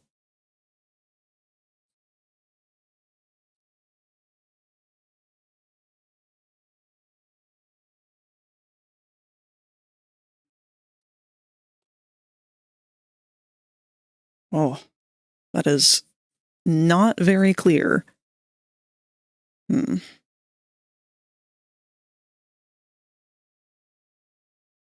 It's okay. We'll break it up with colors. Let's go in and do some extra cleanup on some of these lines.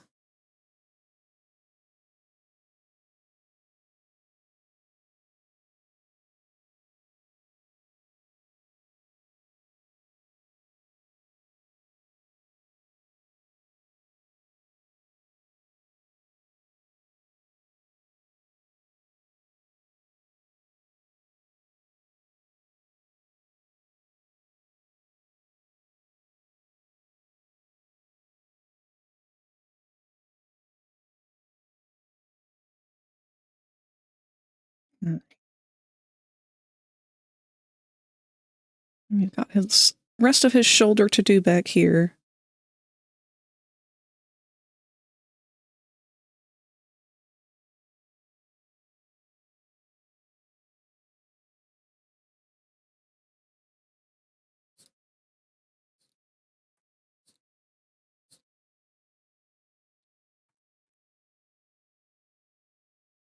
I do apologize for how much I've had to flip the canvas on this one. Anything with mecha has a lot more straight lines. It's going to make me do that a lot more, unfortunately.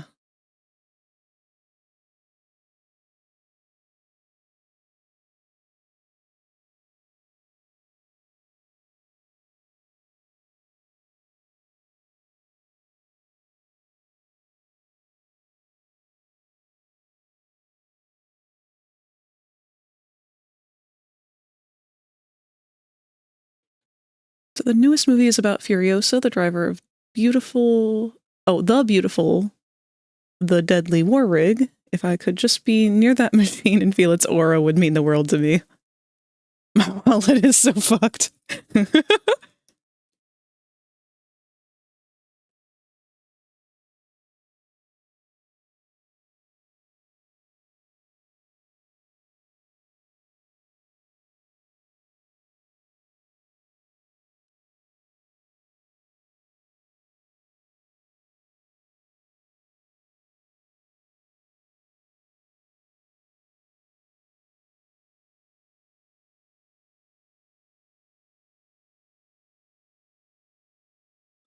I'm very much trying to not think about my wallet going into all of this. Because truth be told, I don't have a lot to spend. But I'm very excited about what we're going to get to see. What and who. The panels do look really fun.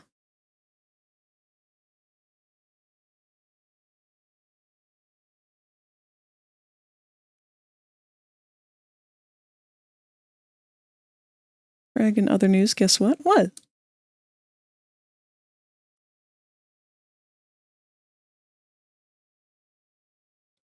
What is going on in the world of Snake?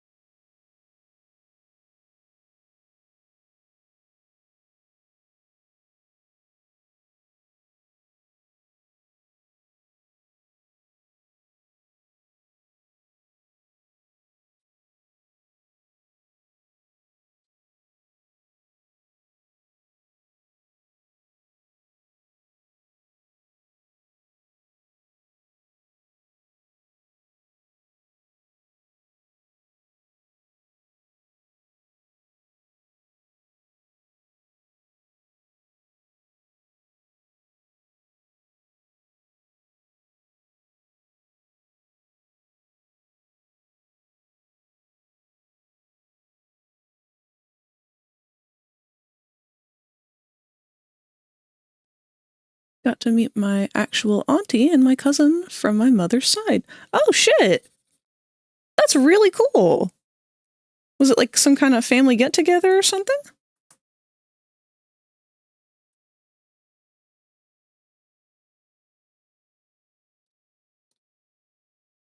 Hopefully meeting on for good reason, on good circumstances or something like that. Not like, unfortunately, a lot of people will meet their family at funerals and things like that. But hopefully not the case here.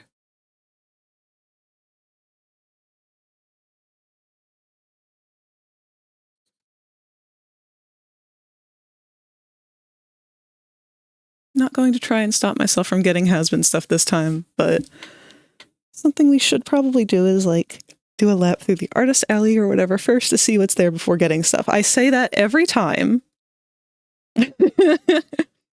But there's always something that inevitably stands out that we have to get. Because it might go. It might get snatched up so fast.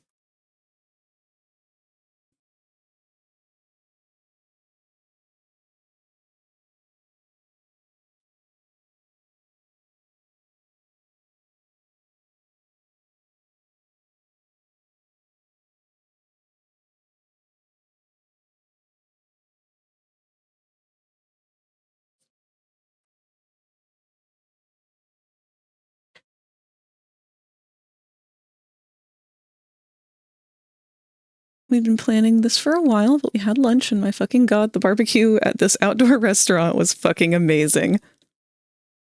I'm so glad for you, Sneak. That is awesome that you had such an amazing experience.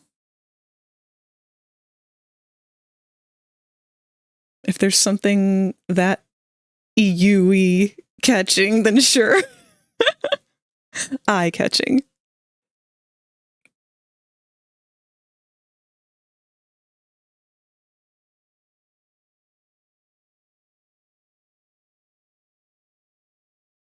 I feel like I'm telling myself repeatedly, like, there's nothing I'm going to want. I'm not going to be, like, pulled into anything because I just haven't been able to get that hyper-focus back.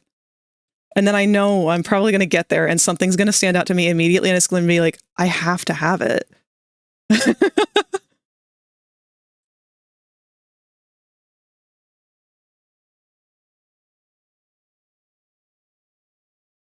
Okay, here's the real problem, though, is I'm going to be that idiot who goes to this convention and ends up buying a fucking Yarnaby plush because they had some official merch or something, which is like the one thing that I'm not going there for is Poppy stuff.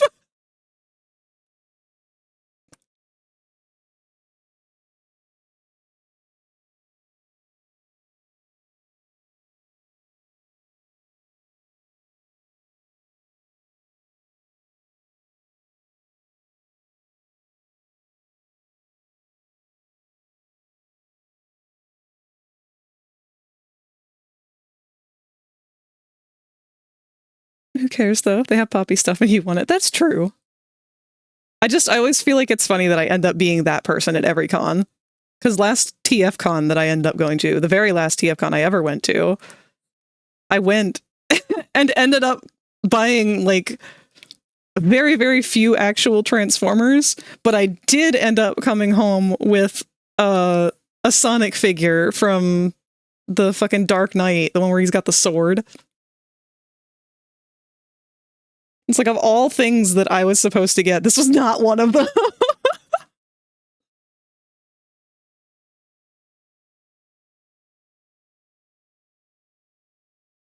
Okay, you see this spot here that keeps, like, skipping? Right here? I don't know what's causing this. I'm just doing a usual brush stroke, but every once in a while I'm noticing that that seems to keep happening. And it's very frustrating.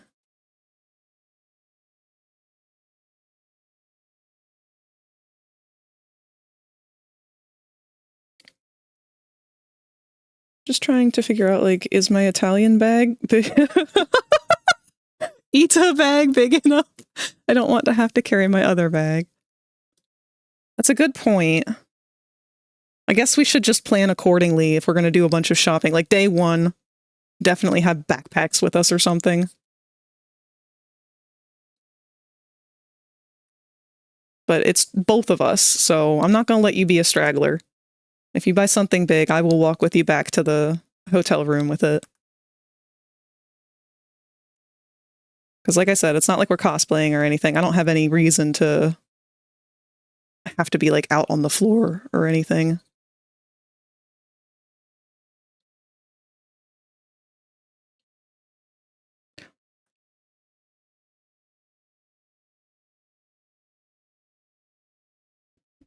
Don't usually get anything huge, but you never know. Infinity Mickey's still under maintenance. I want to play the dress-up game. No!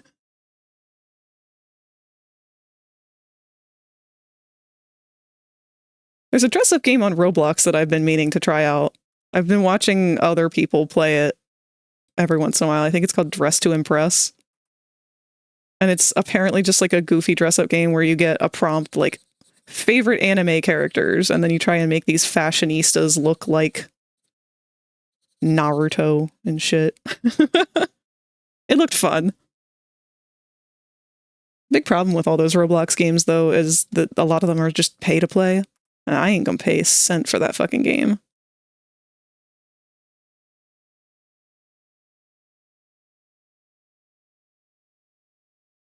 My god, Clicker, why are you so detailed?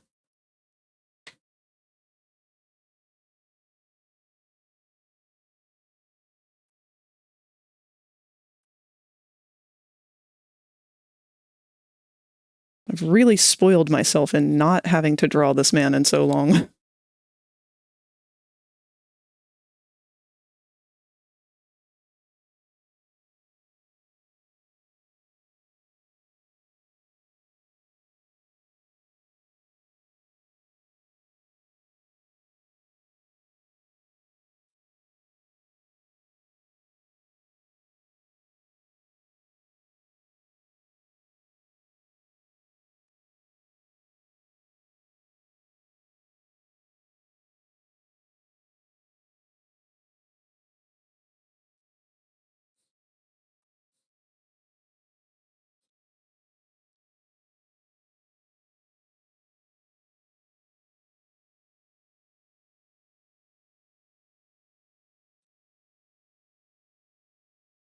Now, should you be looking at the bug or should you be looking at the camera? You don't like looking at people.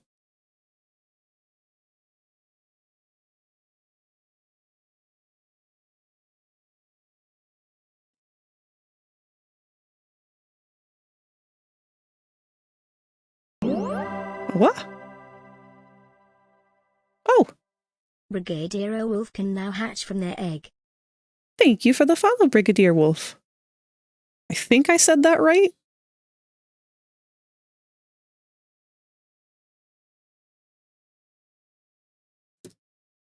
Let's emphasize his eyebrows just a little bit more.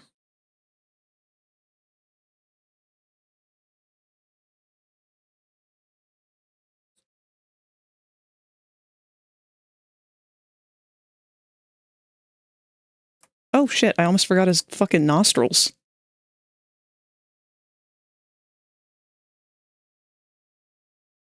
They're not going to show that well at this size.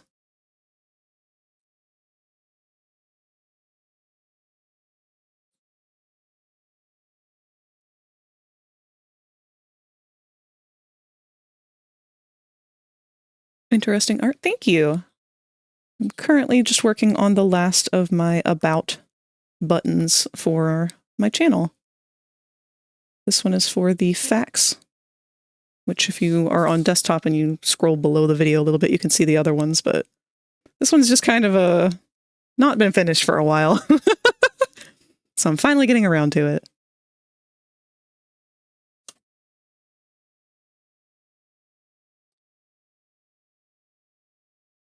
It's back when I used to do a shit ton of Transformers art, which I have not been doing a lot of lately.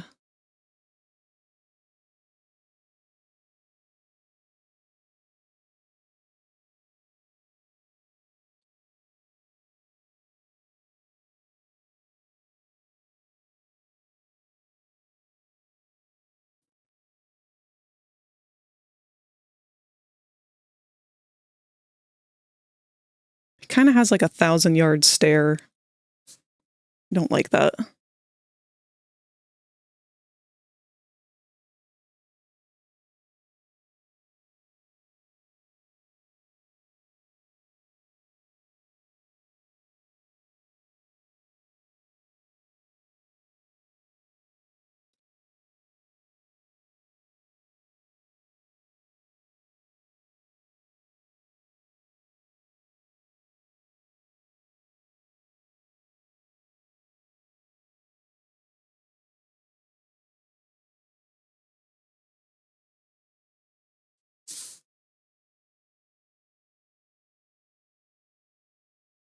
I don't think we fixed it. No. In fact, I think he's just a little bit more cross-eyed.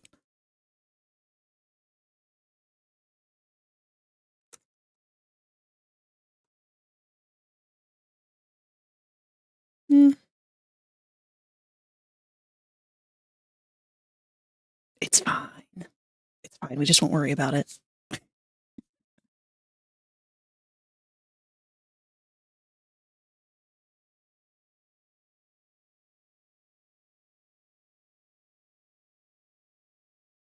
I do not miss this overly detailed bullcrap.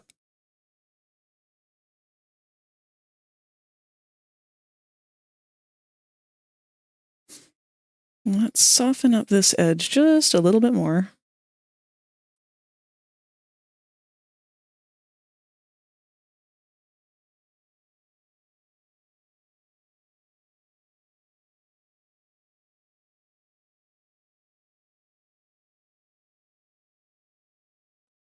And then he should have just a little bit of signs of age.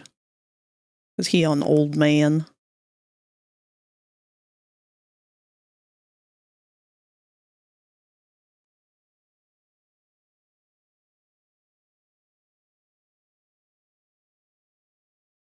If you become lightheaded from thirst, feel free to pass out. Thank you, Cat.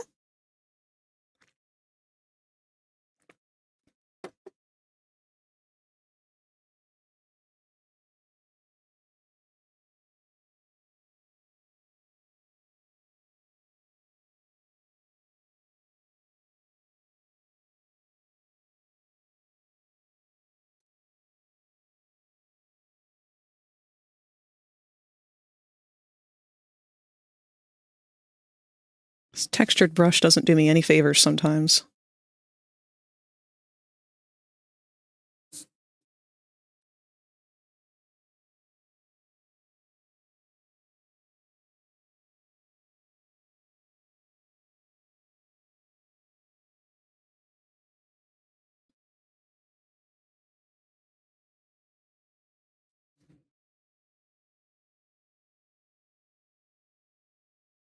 All right. I think that just about does it. And now I get to figure out how the fuck to color this man.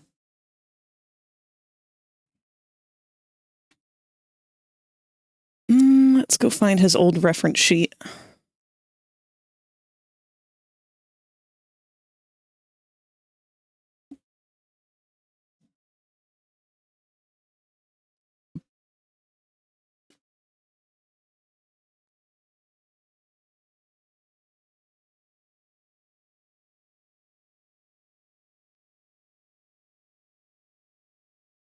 There he is.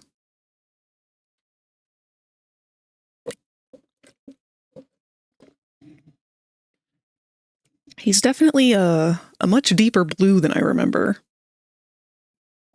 I have another picture of him that shows the iridescence better. Let me find it.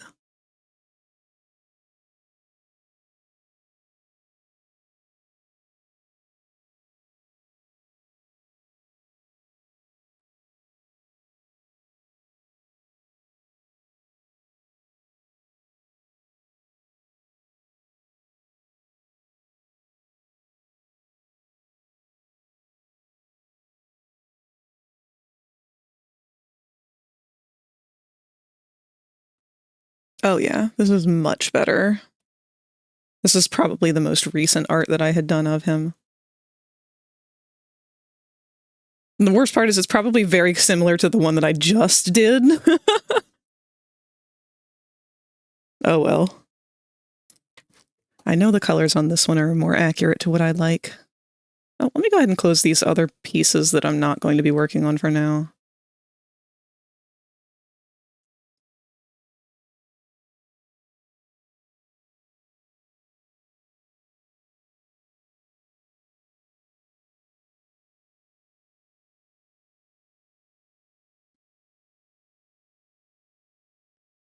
Similar, but different enough. I think my pencil might just need to be recalibrated. Let's pop you down here.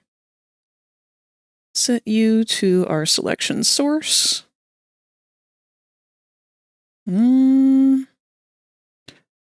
Clicker, where's your lower half? Do I have to scoot you down a little bit?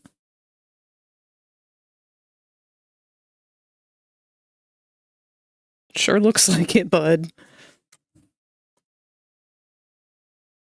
Yeah, I guess I just didn't draw that part. That's okay. If we scooch it just here, that'll be perfect. I don't know if it's even worth adding like a little bit of his hip showing behind this arm here, just because of the way that this button is set up.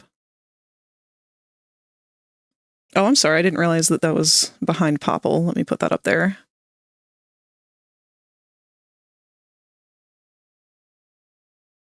All right, so we got our selection source. Let's go ahead and start throwing some flats down. And I might just go ahead and keep this guy open as well, because I am pretty sure I sampled the colors from here.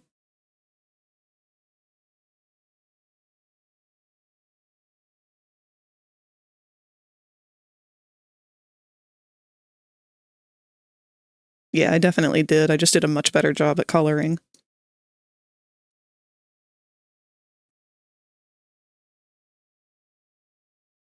Now I just have to remember what parts are what color. Because I didn't really do myself any favors in giving him the iridescence.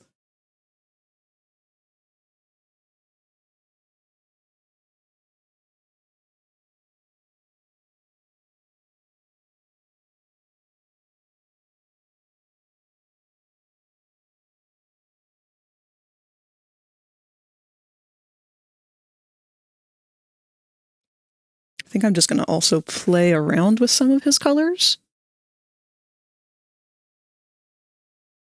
Because it's been a while. Iacon was when? 2022? No. Iacon was 2020. Christ, it's been 5 years.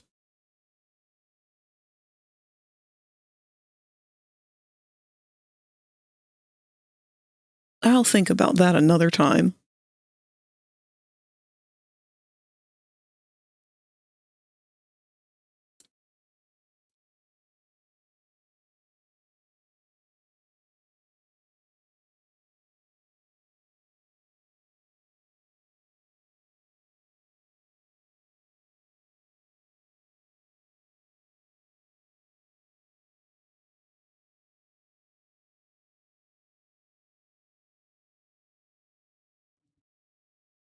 Well, we got 1 minute until the ads start playing.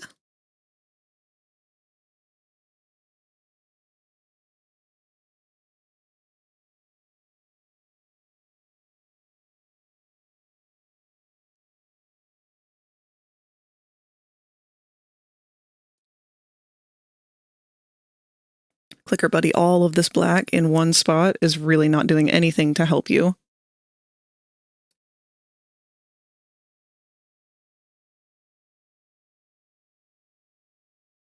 Me yelling at my own OCs for being designed badly when I'm the one who made them.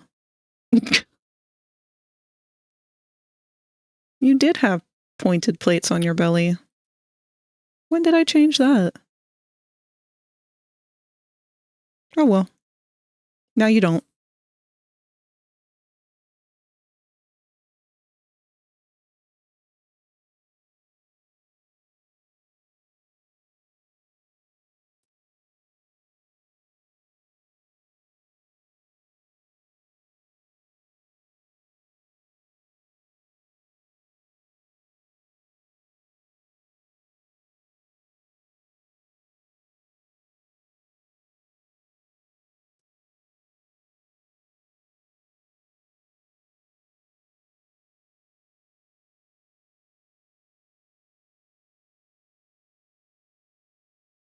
Whoops.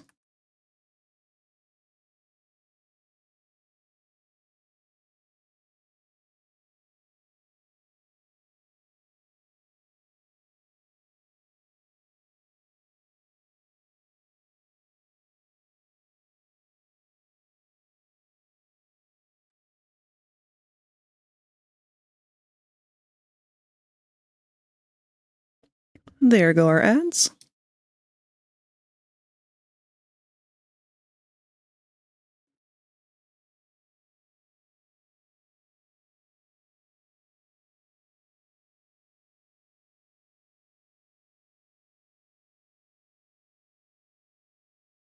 Man, I used to be able to draw this guy from memory.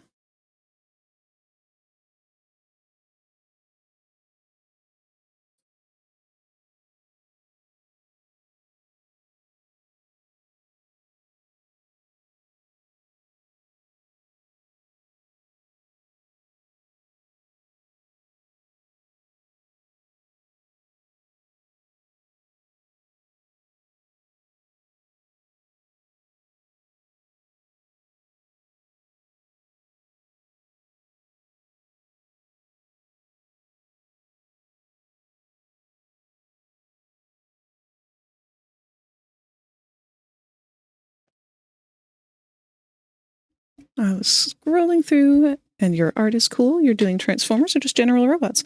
This is actually a Transformer. I used to do a lot of Transformer and mecha art, but I took a break from it for quite a while now. This is actually the first one I've done in a hot minute.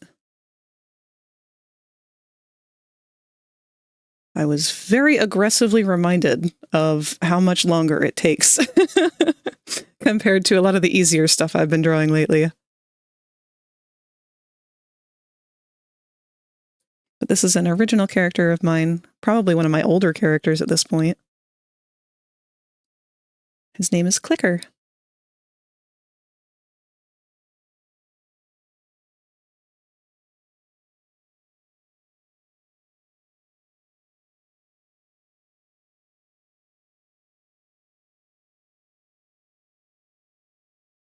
Fun, I imagine all the paneling and stuff. Yeah.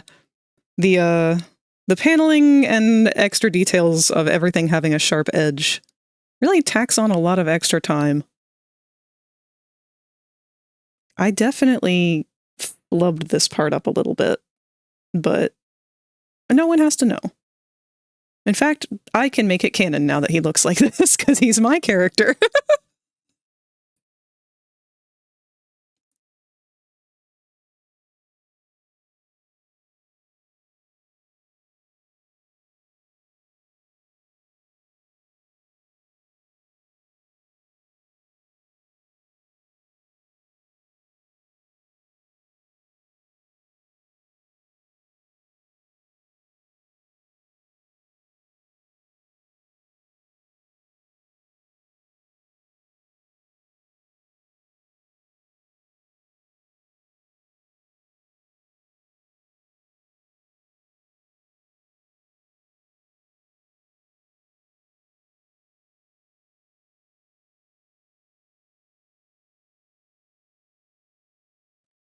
What's different?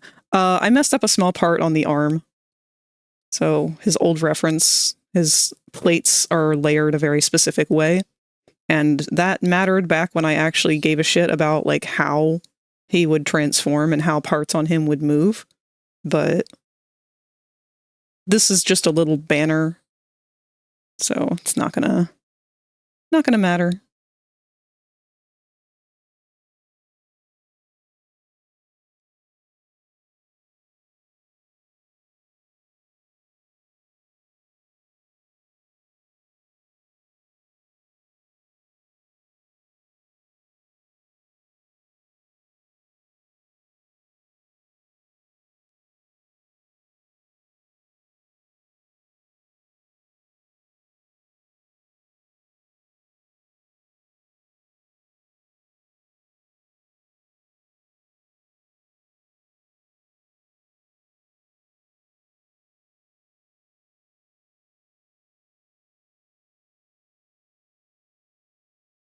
It's also not going to be very big in the end. So I don't think I need to fuss too much over it. He, she, it looks really fun. Are they bug themed in a Beast Wars way or a Bumblebee way? I assume that they're a bug from the wings. They're actually, I don't know the name of the actual vehicle that they turn into. Like, I jokingly just call it an awooga machine. Let me get a picture.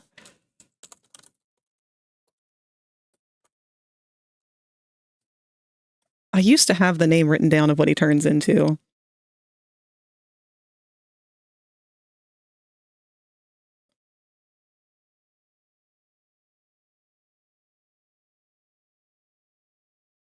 So he's kind of like a modernized version of this. But the front end has a plow on it, very Mad Max style. And he is not a bug, but he is fascinated by bugs. He probably should have been a bug, to be perfectly honest.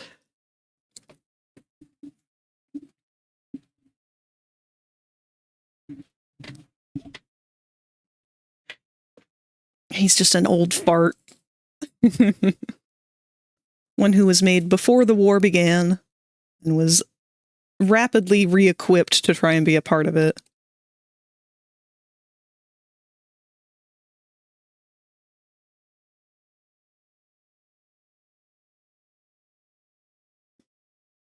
I never actually came up with any colors for the Matter Eater, so I'm open to suggestion for those from you guys.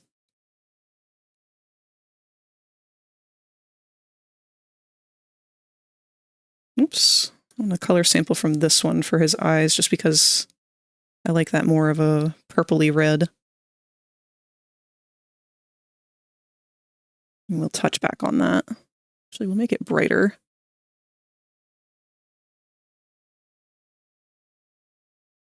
Time for Beast Wars AU clicker. Ironically, when I was thinking of Beast Wars AU, I had made him a fucking goat. Because he's thick-headed. His whole thing is like... He isn't good at being in bad situations where he has to actually do combat, but he's really good at getting the fuck out of them. So he's gonna take a couple hits, and they just decided, okay, well, he can take a couple hits. He's got a good impact absorption. But he's not really good at giving the impact, I guess. So just beat things with his head. Actually, I don't think we need the reference anymore for filling out our little gaps and whatnot.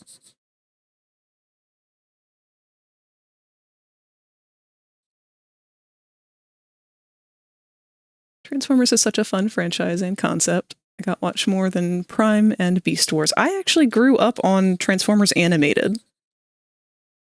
That's where this guy originally was made for, and I'm sure from the eyebrows you can tell that he got a little bit of the Prime overhaul after that one came out. Prime was fantastic.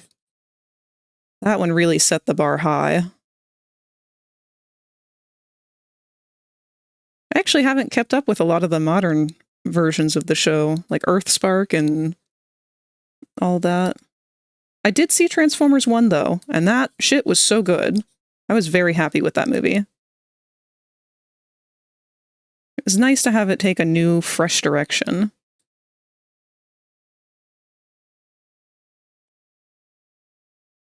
Animated in Prime was my childhood. Aww! I didn't know you liked those shows, Cherry.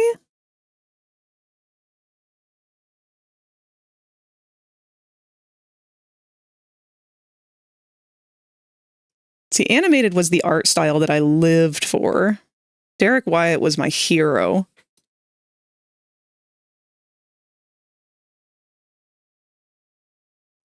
He sadly passed away before I ever got to meet him in person. But he is still an inspiration for me every single day.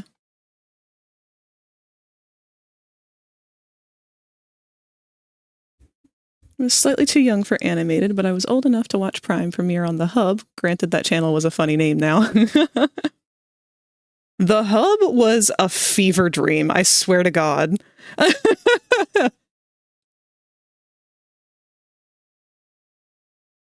And yet all of my favorite shows were on there.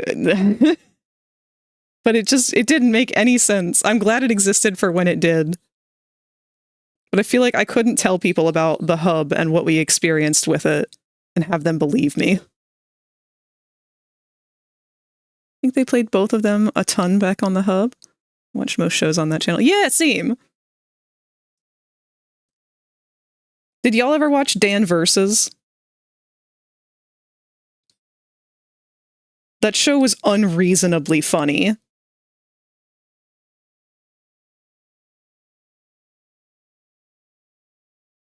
Calling it the hub now is really funny without context.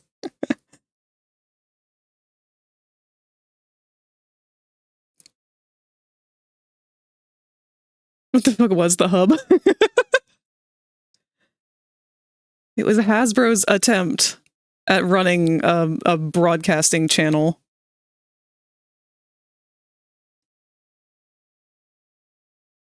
Everything about it felt illegal in some way. Like, nothing was offensive, but just like everything that was there. Like, how are you having all of this here?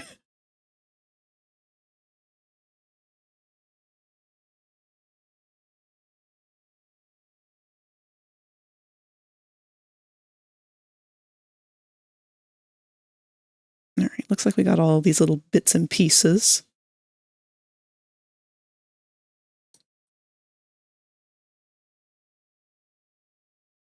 Watch Pound Puppies a lot. The animation in all of those shows was just like top tier for its time.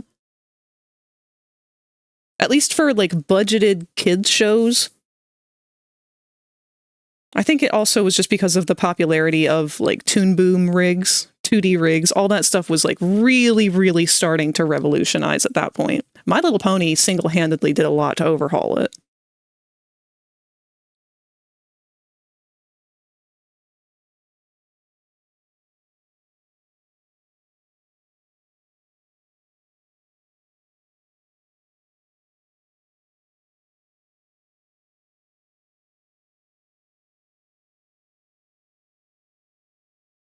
Watched Prime until Beast Hunters, so I literally never learned it existed until years after. Beast Hunters was a strange direction for it to have gone, too.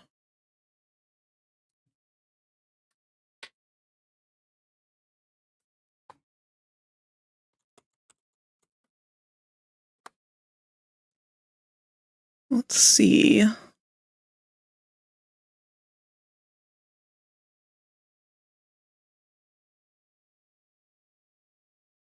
I want to find a warmer color palette to use for the bug. But not one that's going to have too much stark contrast.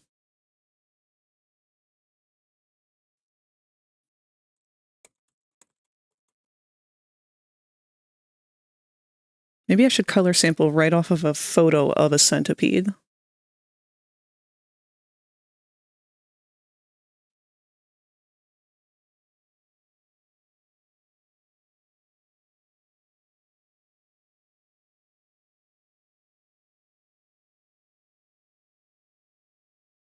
Hello, Soul Chaser. Welcome. It is good to have you here.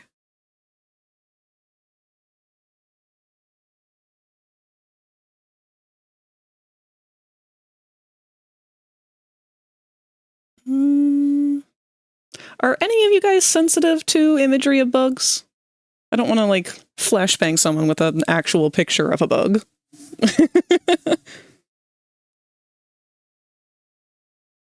Transformers OC, yep. This is one of my oldest OCs. But I'm actually using this for one of my about little buttons at the bottom, like our boy Ace here.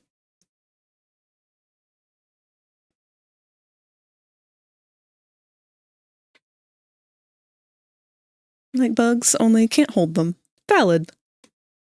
I want to see the buggy. All right.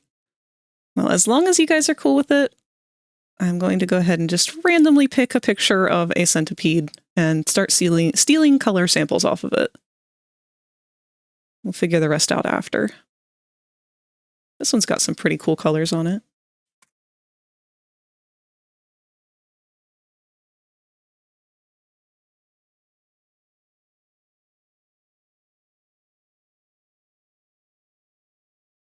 I do kind of like this gradient from orange to brown. This sort of rusty red brown. Let me make a new layer.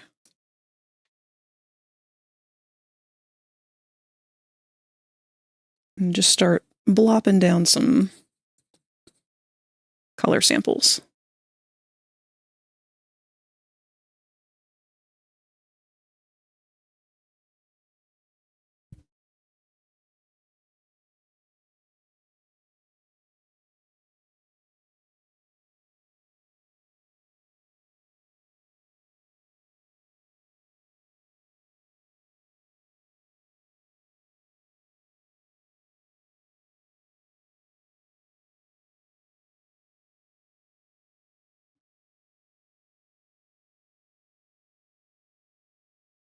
All right.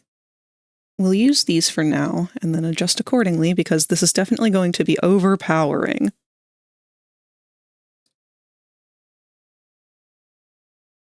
I like this being the top side color.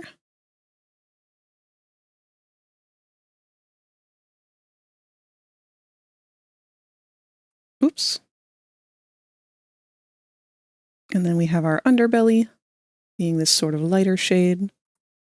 I keep missing.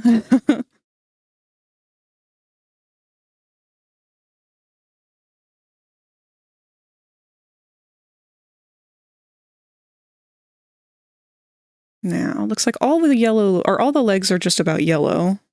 And I think what we'll do is sort of a trick of the eye. So I'll make a new layer, make all of our limbs yellow.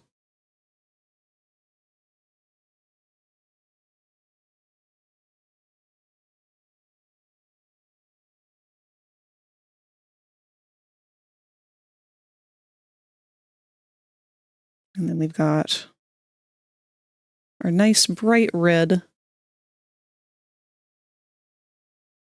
We have a dark red, but there's also a bright red sampled from the image. We'll get red start and the finish. And we're going to just kind of gradate from here.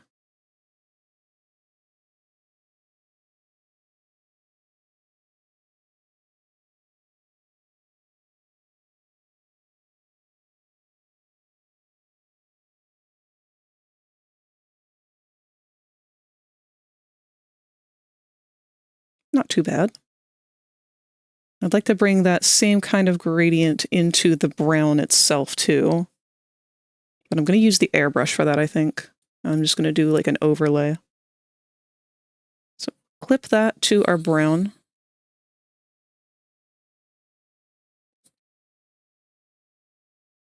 I like the idea.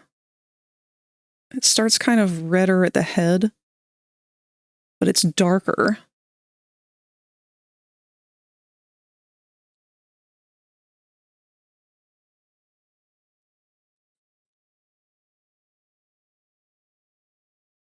And then we'll just blur it out with a filter.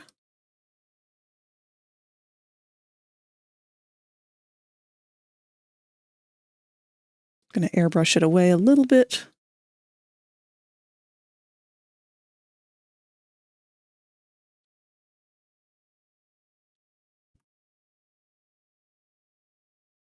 And let's flip through all the multiply, screen, overlay, all that fun jazz. So I really just kind of want to steal a hint of it.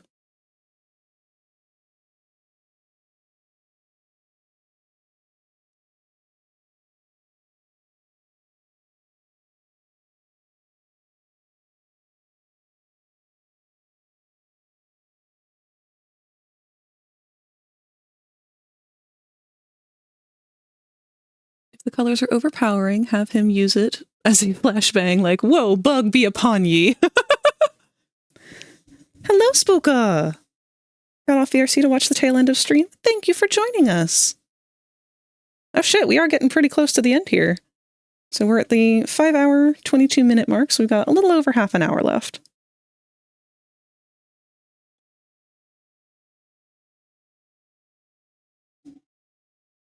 That's not quite what I wanted.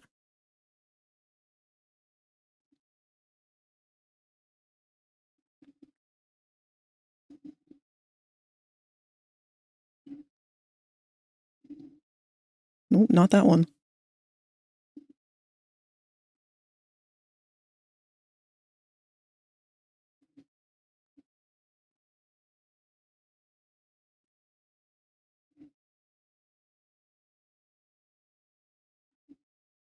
All right. I don't really hate that, but I don't really love it either. And I feel like it's because I want it to be darker on the head. So let's make another layer on top.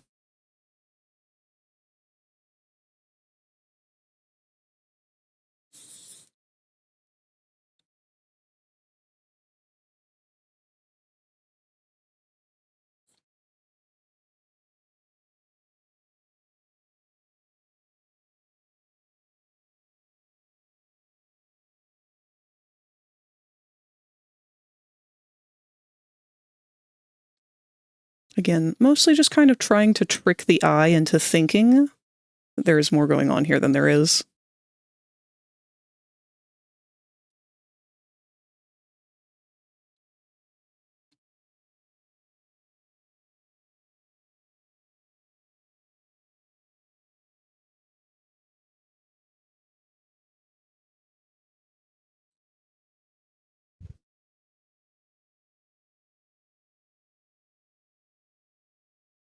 Okay. What color eyes should we do?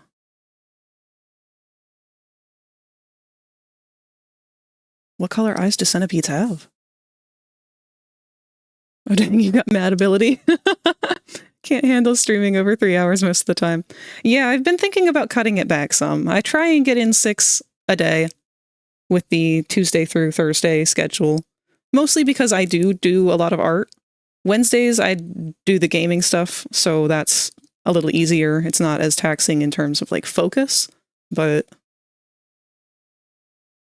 sometimes the art can be a bit stressful.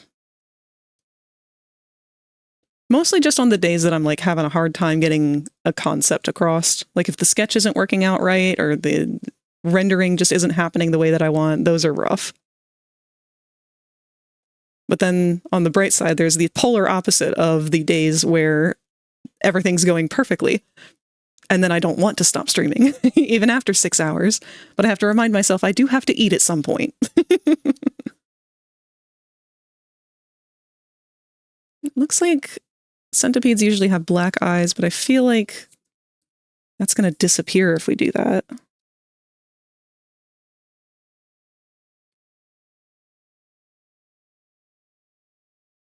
Oh yeah, that's completely gone. What about the red for the eyes?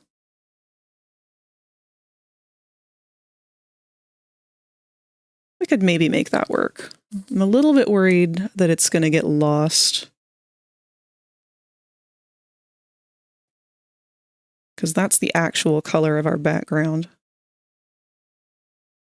And then how big is it going to be? Let me scroll down and take a look. Oh God. It's only going to be about this big. Oopsie. Boy, we lost a lot of detail on that. That's okay. None of these were shaded, but I think we're going to bring out the rim lighting for this one just because he needs it. Same size as a real bug. Don't you just love it when your dog eats something off the floor, you yell at them and they start chewing faster? All right, let's get rid of... We'll just minimize this one for now. You... go away.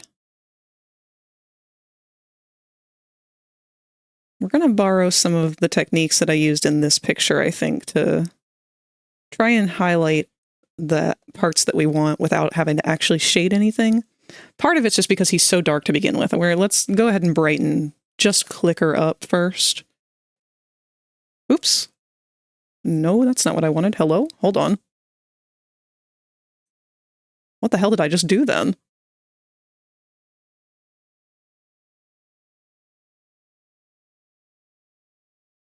Huh. I don't know.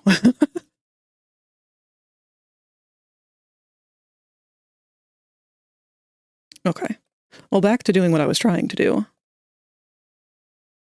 Brightness and contrast. Let's go ahead and brighten the boy.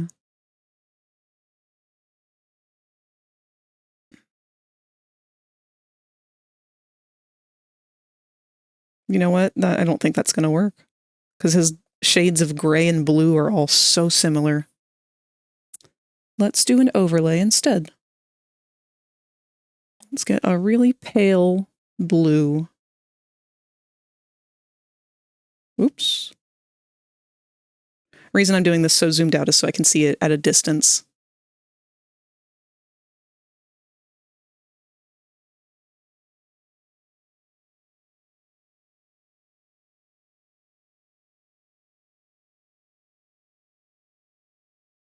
A little better, but...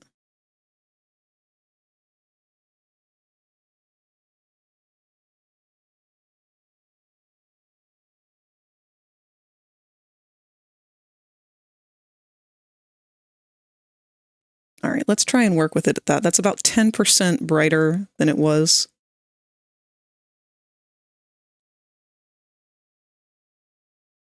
Are you self-taught? Yes. You know, that's a weird question, actually. I mean, I did go to school and learn art, but I didn't go to, like, an art college or anything. I don't have an art degree. I didn't complete college. All of my character design and stuff is just strictly from following people who I looked up to. We were talking earlier about Transformers Animated and Prime and all that stuff, but one of my main inspirations for everything art was a man named Derek Wyatt, and he was the lead artist behind shows like Teen Titans, Transformers Animated, one of the Ben 10 series, I don't know which one, I think Omniverse. So a lot of what I've learned is from shadowing just celebrity artists, I guess, like that, and just very strictly following their work. Why is he a Decepticon? He is a Decepticon because he doesn't know any better. For lack of better description.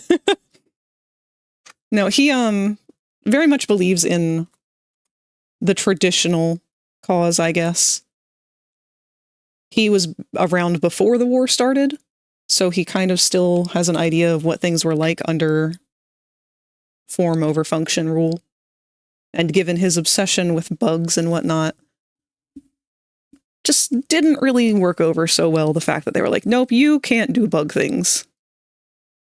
The Decepticons were like, hey, you know how you're obsessed with bugs and making weird things with bugs, like weaponry? Do that for us. And that kind of was just all he needed. Watched a FNAF video once and that started the downward spiral. Oh no. You and me both with that one. That would be Omniverse. Yes, designs are really fun. Thank you. Thank you for clarifying that for me, because I was not sure. I haven't actually kept up with a lot of the Ben 10 stuff. Did you like the new Transformers 1 movie? I loved it. I don't know how other Transformers fans may have enjoyed it or not, but I personally really liked it.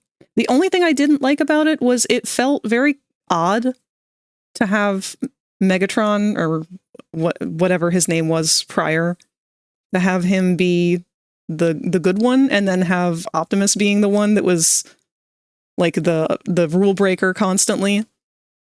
Just to have it turn around and be like, now Megatron's mad because of all the oppression. Like, it felt like a weird decision to have him be so strict to rule following, just to turn around and be like, nope, actually, now I want to kill him. I don't know. I felt like maybe they should have spent a little bit more screen time talking about their relations and how, like, you know, maybe how Optimus is able to get away with that stuff more because of his connections or something. I don't know.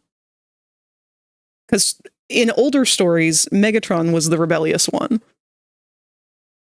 And that's the part that just kind of threw me off. I don't hate it, though. It's a different universe, so I kind of take all of it with a grain of salt, and I appreciate it for doing something new and different. Which I can't say the same for a lot of the other series. Put him in charge of the Insecticons. Massive Ben 10 nerd, so it's very much something I can talk on and confirm for. Oh, thank you!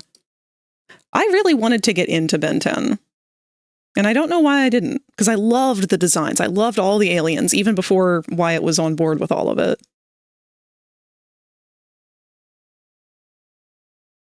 Oh, where's your... I need your pink clicker. There we go. Now, I don't want to do any sort of like harsh rendering on this, but I do want to try and preserve... Oops. Specified layer. I want to preserve his... Shit, what is the word I'm looking at? Iridescence. Sorry, sometimes words just evade me.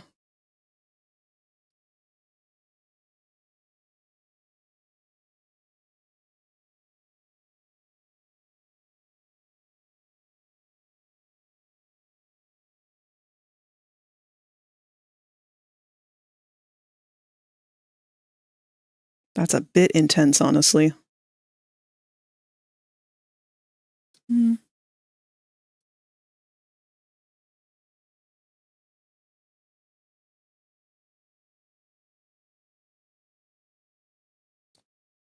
Let's just see how it looks.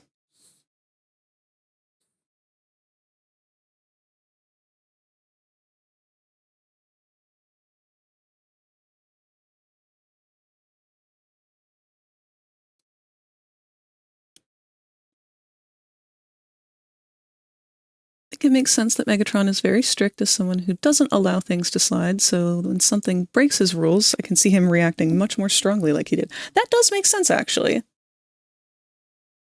I didn't think about it that way. Such a love for the aliens, more so than the series itself. The lore Derek Wyatt dropped on them was decisive to a lot of people, but they were fun. He also designed a lot of new aliens after the series ended, one being Decimus Prime, which is related to this. Oh? I do know he did a reference to one of my favorite Jurassic Park creatures that was never actually in the Jurassic Park movies or series. It was a canceled toy. And my boy Wyatt, we stan. I'm so glad that he is, or well, was as into toy collecting as he was. And I'm sure that's why he was as involved with Transformers as he was. But it was the Ultimasaurus toy, which we've actually talked about fairly recently on stream. That is, to this day, still the coolest dinosaur toy to ever exist, in my opinion.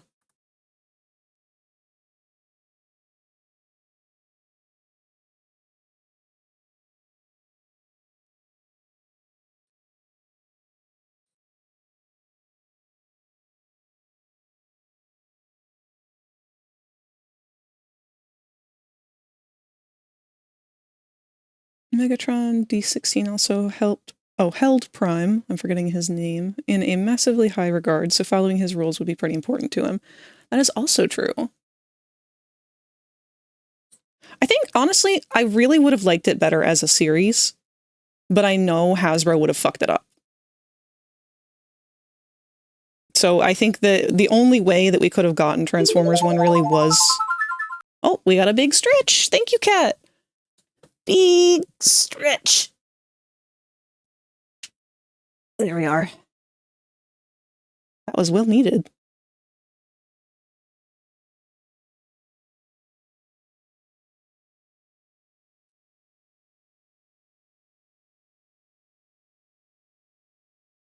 I'm trying so hard not to let this look like shading, but it's very quickly turning into it.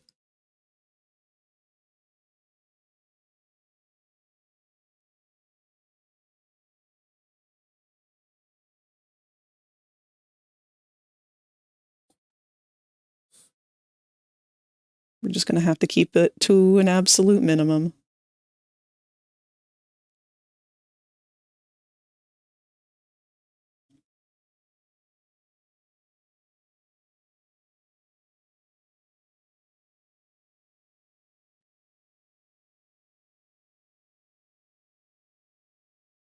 Speaking of series, I heard the new animated Avatar series is coming out. Avatar as in, like, the airbender, or Avatar as in the blue people? Ultimasaurus and Ben 10 would be Tyrannopede, yeah! Predator of Humongosaur, my least favorite alien. Oh no!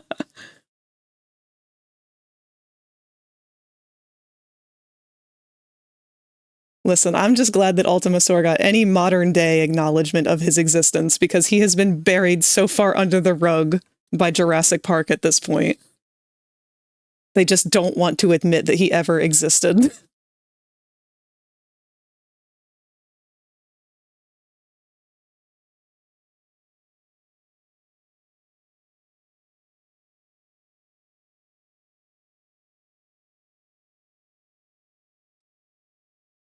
It's supposed to be more modern cyberpunk, with everyone hating the Avatar after Korra ruined the Avatar's reputation. Huh. Wait, so in universe, everyone hates Avatar because of Korra? It feels a little meta.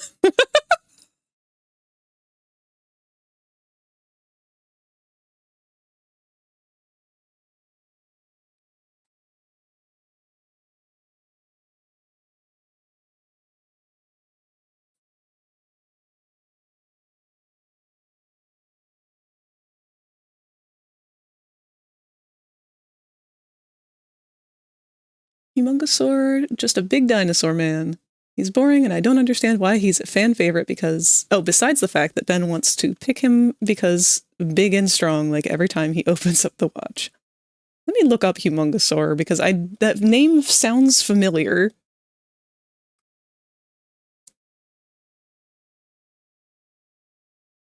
Oh, this guy! Yeah, no, I don't see what the whole fan favorite thing comes from for him, because he's just... There's so many other aliens before him that are just big, strong man.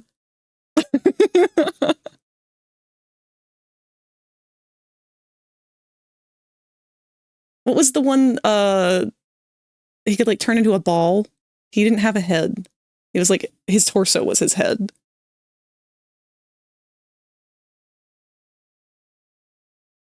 But that's essentially, like, that's what this guy looks like. What would be the difference between the two? They're both just strong dudes. Cannonbolt, yeah, I think that one.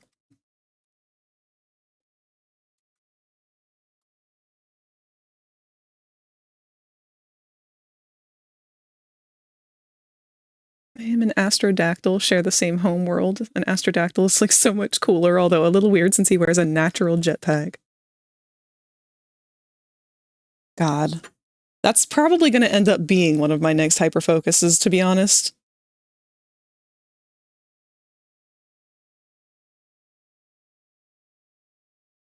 There are just so many good, gorgeous designs in that show.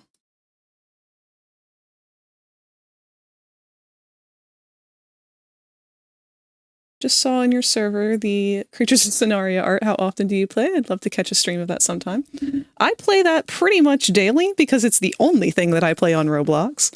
I do stream it every once in a while. I haven't lately, but I would be open to doing another attempt at a server takeover. Last time that I streamed it, we did the War of the Miniwi, where we tried to convert as many people in a server to be Miniwi as possible, and then we went feral. So we attacked everybody that we could during the Blood Moon, and we pretty much annihilated Oasis. It was amazing.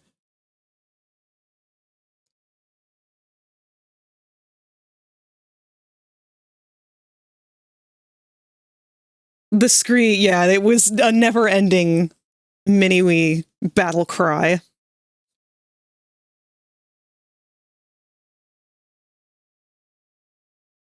But yes, that the Miniwi PNG tuber line work, that is available and free for any of y'all to use if you would like. It was something that I whipped up the day of, just for funsies.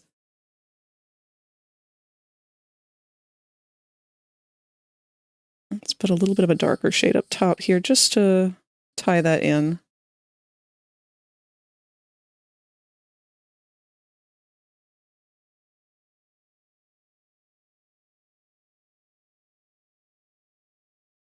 And of course, we're going to need a lighter pupil.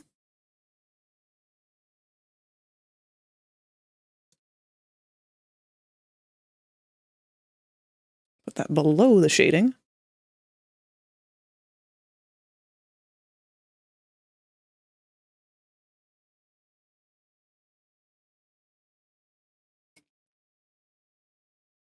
Cannonbolt isn't very strong strength-wise. He's a strong impact, though, since he's... Oh, okay, that does make sense.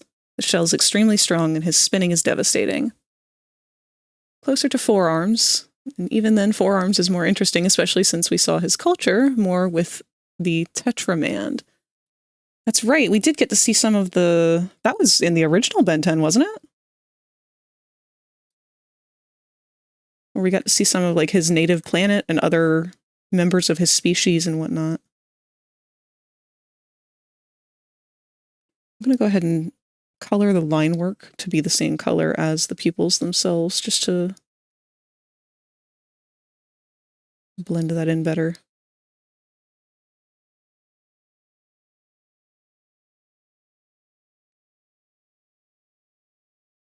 I play creatures so much. It's the only game I play on Roblox, though I also like Dragon Adventures when I'm not feeling violent. I play Dandy's World more than anything. It's less stressful. Oh, less stressful, Dead by Daylight, and I like it a lot. Oh, is that what that game is about? Or, well, how it's played. I see a lot about the Dandy stuff, especially more recently, because that's, like, starting to migrate its way into VR chat more. So, since you guys are kind of new, I also do 3D modeling. I do avatars for VR chat, and I'm just about finished up with the dog day that we were doing on stream last week. Or, well, the week before last week. I don't think we streamed last week. But I've been seeing a lot more of the Dandy stuff popping up over in that area of things. No clue what it was until now. Other than a Roblox game.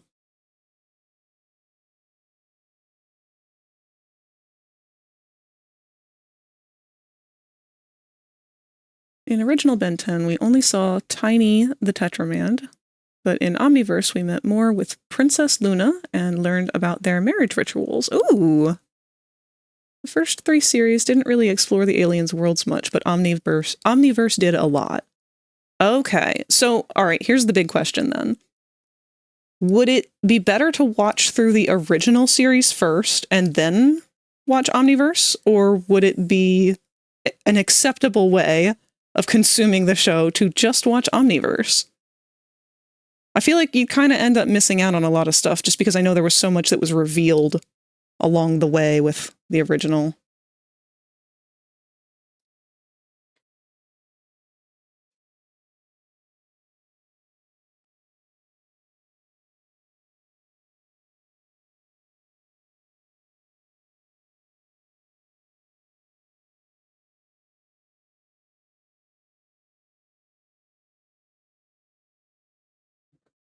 Can't help but feel like maybe I'm putting way too much detail into this.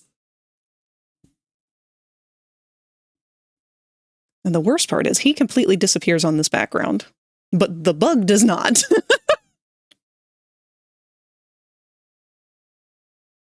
First 3 series didn't really explore the aliens' worlds much, but Oh, I already read that, I'm sorry. When you open for 3D work, I'd love to talk about price quote. I've wanted a 3D bust to use for streaming. Now, see, that's something I'm not actually totally clear on how to do yet. I won't be doing any commission work for things I'm not solid that I know how to do. But I will be planning on making myself an avatar that works with the facial tracking and whatnot. And I know there are plugins for doing that. Actually, Squeaks is somebody whose name has popped up a couple times here with Stream Elements.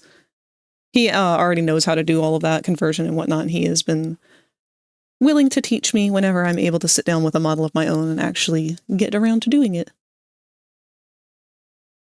I've been told that there's a plugin that just makes it really easy. as long as you have the blend shapes for it.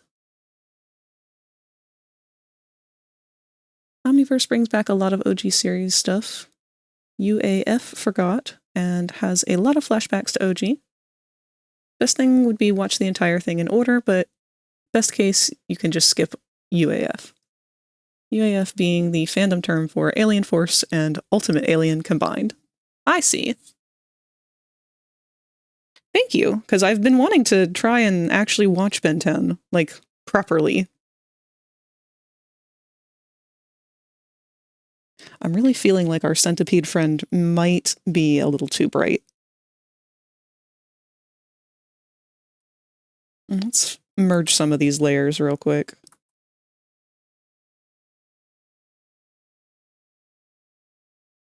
Okay, and now let's take a softer color, like a purple, like a lavendery kind of shade, and we're going to put this on top of the centipede. And again, we're going to go through the varying modes to see if we can get it to kind of blend a little better in with Clicker.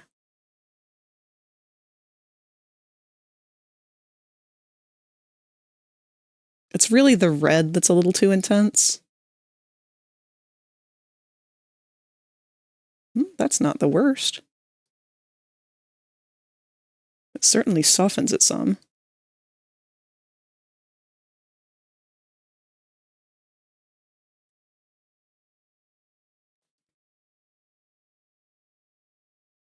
Add it to our watch list along with Zatch Bell.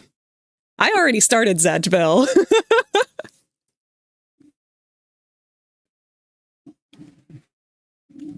Most you need UAF for is Kevin, some villains, and Professor Paradox, and Albedo.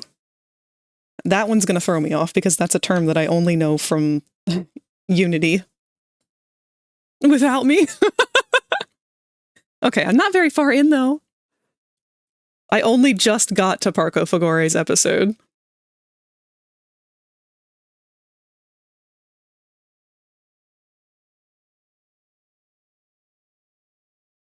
I think this is close to what we want. I like the purpler hue on the body. The red is still just a bit too intense. Let's desaturate just a little.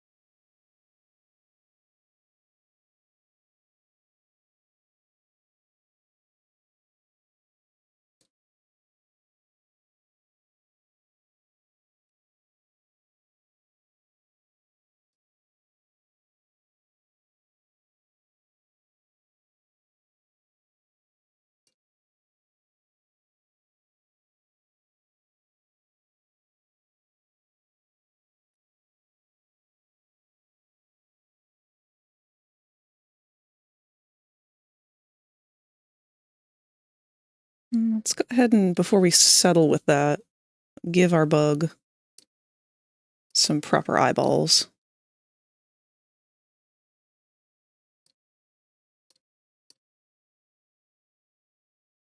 And once again, I'm going to use a pinkish red with our airbrush to just kind of do some shading over them.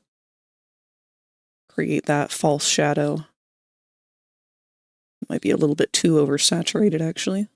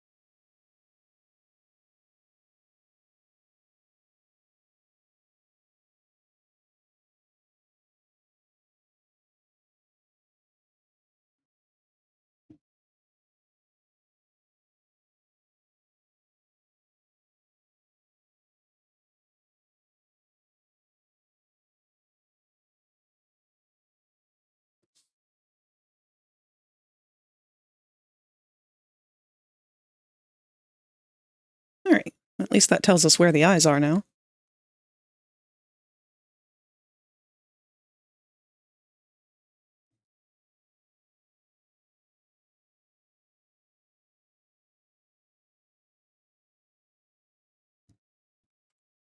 Okay, give it a bit of a purpley tint. And we can put those eye shines up here with Clicker's eye shines. Now, the only downside is he still is completely blended in with the background. So that's not great. Let's close out of these. Let me open up some of the other ones and compare and see what we can do to try and make them the same. Professor Paradox is a really fun character, though. A man who went insane for so long that he got bored of it and became sane again to basically become a time god. Time for ye olden drop shadow. Yep. In fact, that is probably the one thing I haven't done on this that I did on the others. Let's see.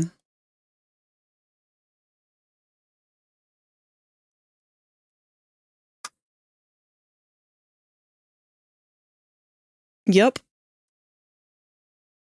Oh dear. Uh-oh. Oof. Struggled to open that last one.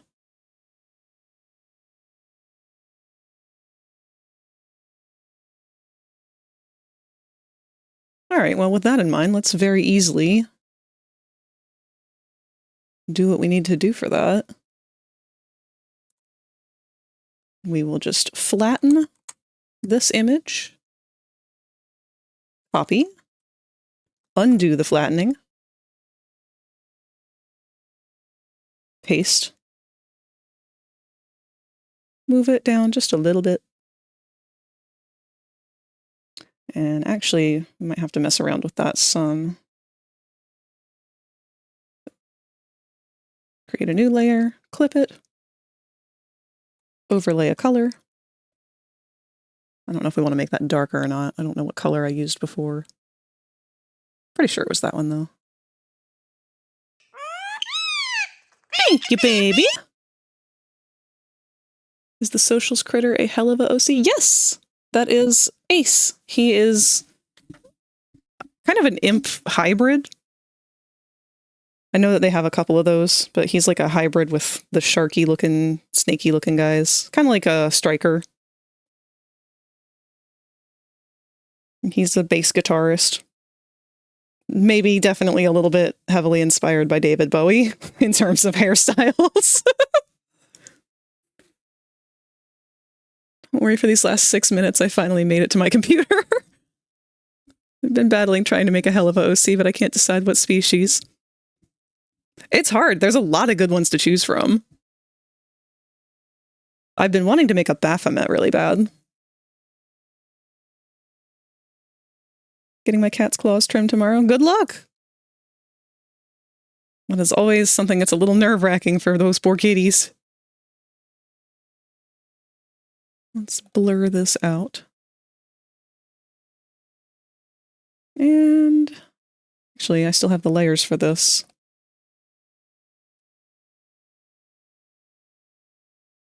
Get your colors out of here, sir.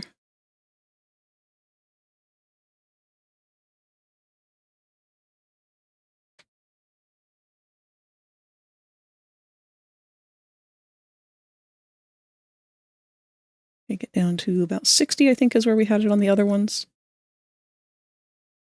And then we're going to select everything outside of this bottom bar.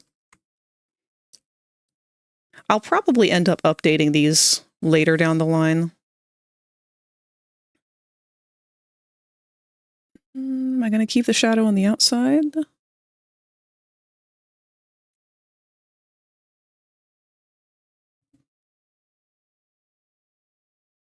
Undecided.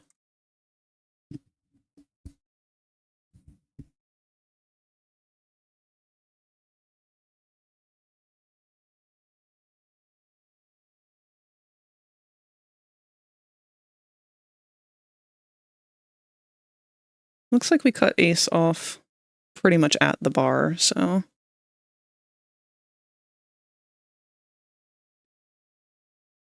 Oh, but what I was saying there is this background was a template that I purchased off of Etsy.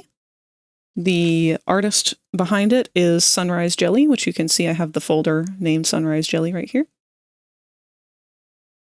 Really awesome artist over on Etsy. Their stuff is really cool. They got a lot of different themes and stuff to help out newer streamers and whatnot, and my entire UI was from them. But I am thinking that sometime down the line here, as I've gotten a little bit more of my own work done, I would like to make my own UI. Totally from scratch. I'll probably still reuse these same drawings for them, but... Alright, let's go ahead and grab our colors for the lettering themselves.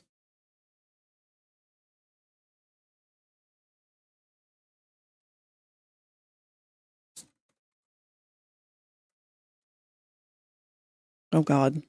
What font did I use? That one. That should be good. We're going to want to make that bigger.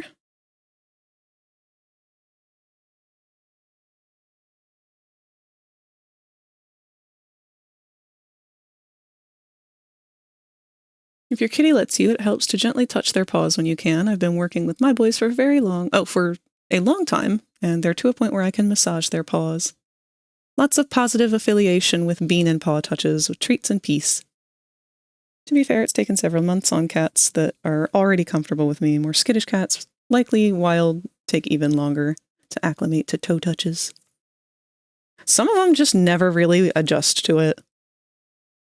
Thankfully, both of mine are soft-pawed kitties, which is just what I call cats that don't like to use their claws. Neither one of them like using their claws at all. Even when they're fighting or they're mad, they just don't. Oh shit, I put a drop shadow on the letters too? Huh, okay.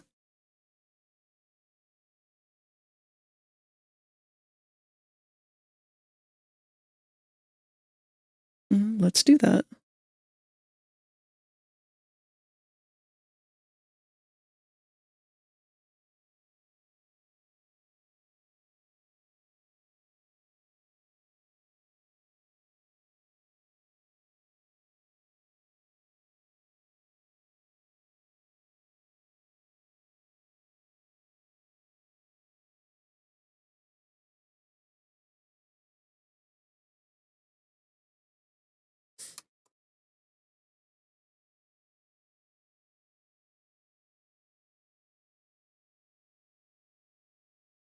I do not like that gap. Whoop. Ads are going to start in 1 minute. And just to let you guys know who are new, ads are going to run for 3 minutes straight once every hour. And that's so we have the rest of the hour uninterrupted. And I'm just now realizing we've actually hit our time for the stream. So I'll finish up this. We'll keep going past the ads and I'll finish up this one so that we can say for sure that everything is all wrapped up.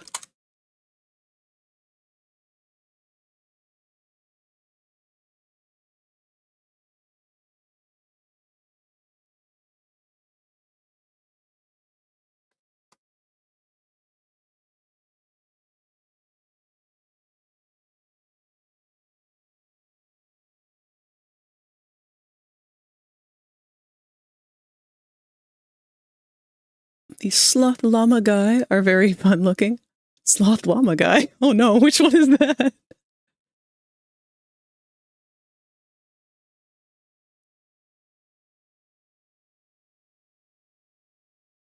Sloth are goats? I got that wrong?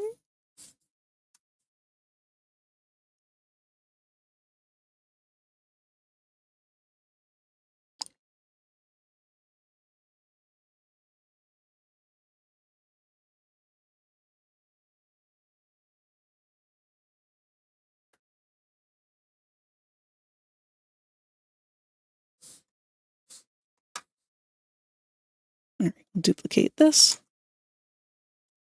Plop it down behind. Move it back a little bit. New layer, clip it, dump bucket, make it all one color.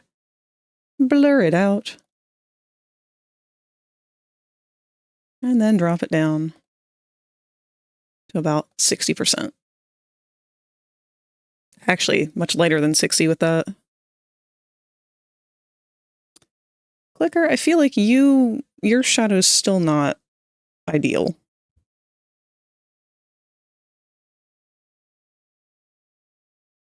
I mean, it helps, but you still predominantly disappear.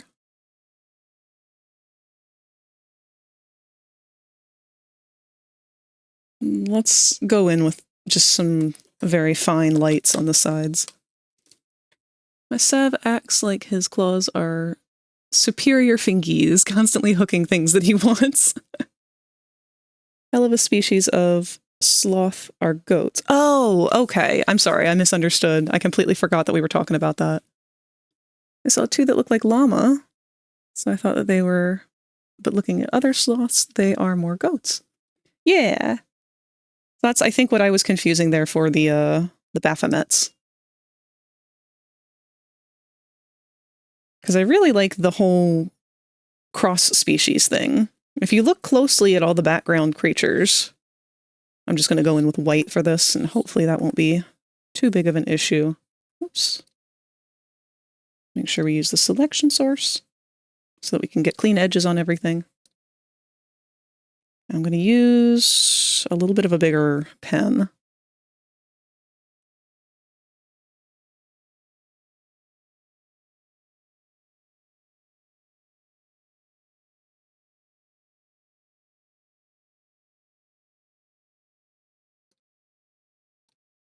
But yeah, if you're watching through the show, specifically Hell of a Boss, there's a lot of imp hybrids. So they're not fully imps. They are kind of like cross between the imp species and the other background species that we have from each different ring. And it's really cool once you start paying attention to it because they start popping up everywhere.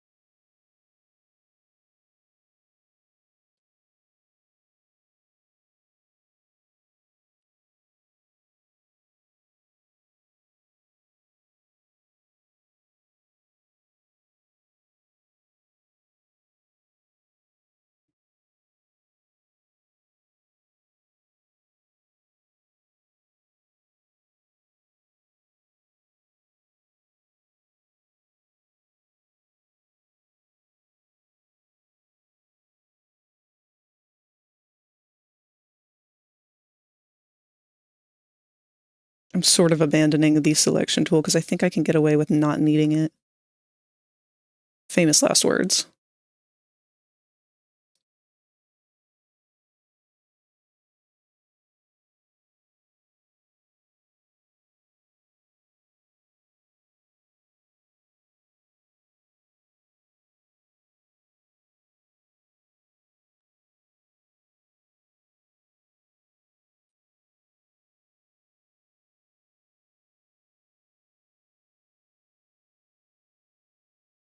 This fucking nerd.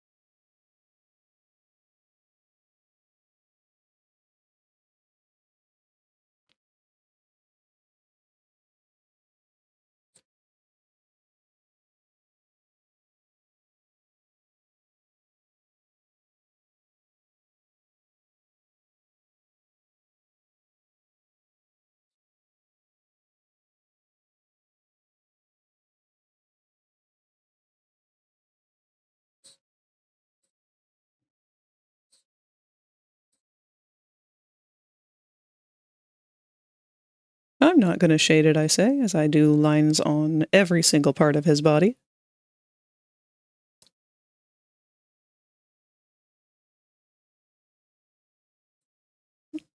Doing a bit of reflective light also helps, though.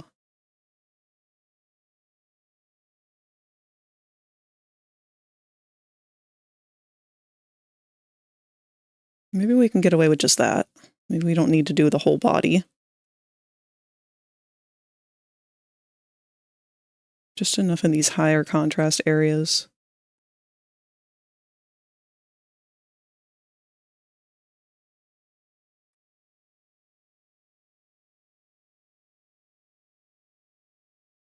It's hard to not want to put in the effort when you want something to look nice. Yeah.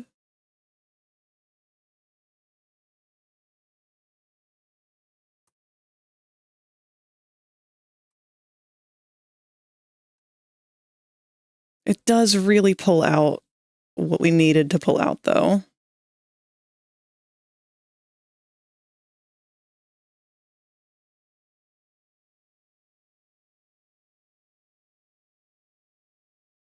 Do a little bit on the bug as well, just so it doesn't feel completely left out.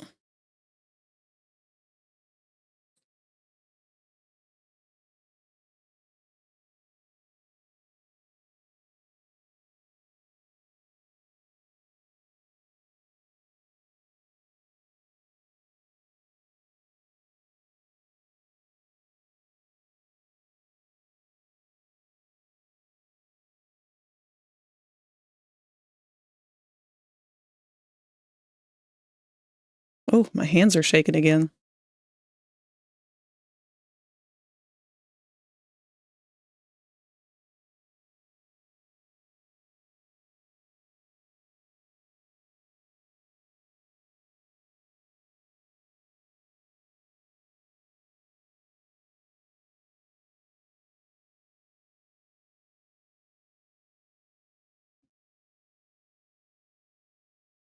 All right. How does that look zoomed out? A little better, anyway. Ooh, does this mean that I go in with black next? No! I'm supposed to be stopping! Okay, I swear, this is going to be the last little bit. I feel like if I ever made a Transformers OC, it'd probably be a Beast Wars type, since the only toys I own are animal Transformers, and I gave a Beast Wars comic on my wall. Oh, have a Beast Wars comic on my wall. Beast Wars was pretty fucking cool. I'm honestly surprised that we haven't really gotten much in the way of a reboot for it. Like, I know we had Beast Machines or Beast Hunters. Both of those tried to kind of touch base on it again, but nothing's been bold enough to really commit. Even the Transformers movies, the Bayformer movies. I don't even know what the hell was going on with those, to be perfectly honest. Oh, this is going to be weird. This is going to be really weird. You'll have to bear with me on this.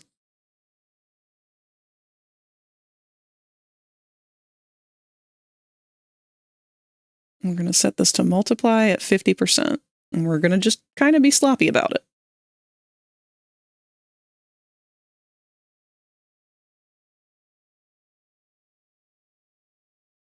Just some really weirdly placed cell shading to try and get the mood across that this is going to be contrast.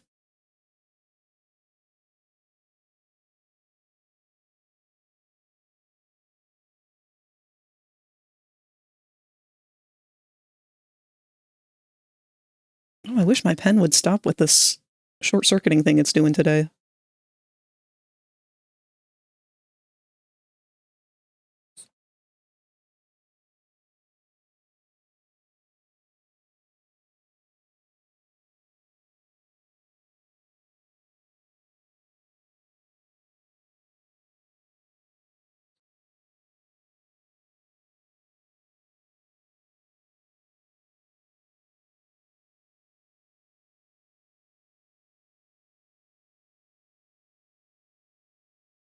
It's going to be so weird. This is the only one with shading. Maybe because he's so dark to begin with, though, we can just ignore it.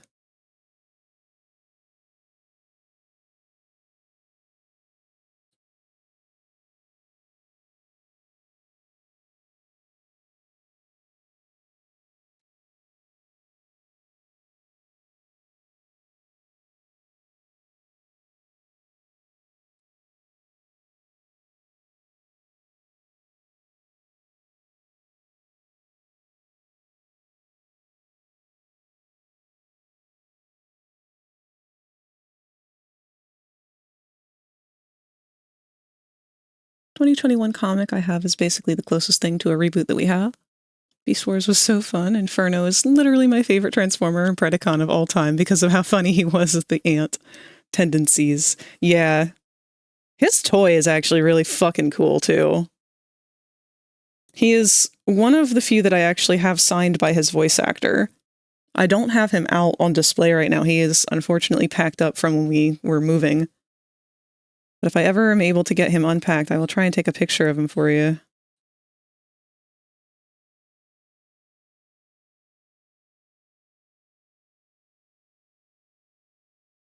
So much for no shading. Yep, so much. I want it so bad. I saw one at Walmart once, but they took his head. Oh no!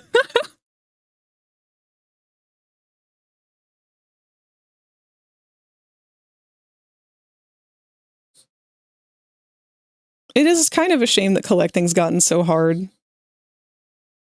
I mean, it's to be expected the older a series gets.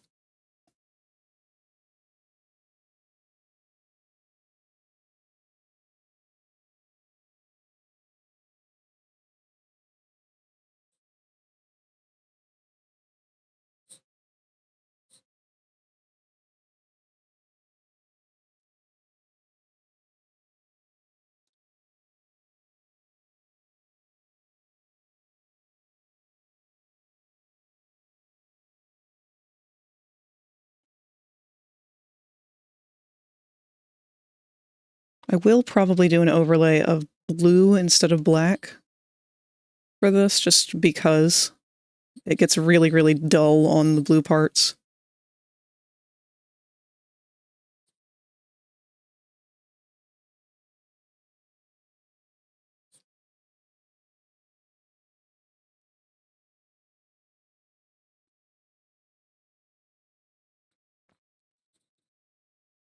We're only doing this because it was too much on its own. It just blended into nothing. And then we'll just never talk about the fact that none of the others are shaded.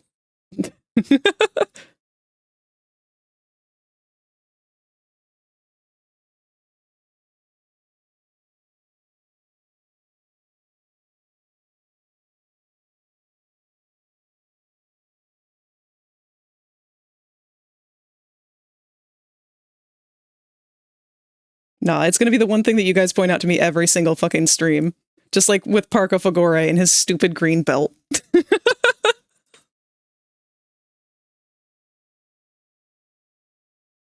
Just collect dragon stuff. Hey, that's still cool. Dragons are fucking awesome.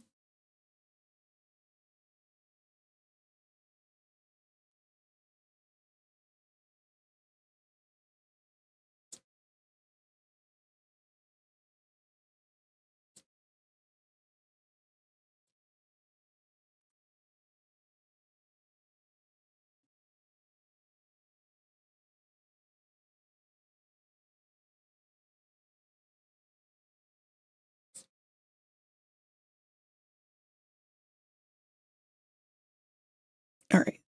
This is good as is. We're going to do a little bit again on the bug just to tie it back in.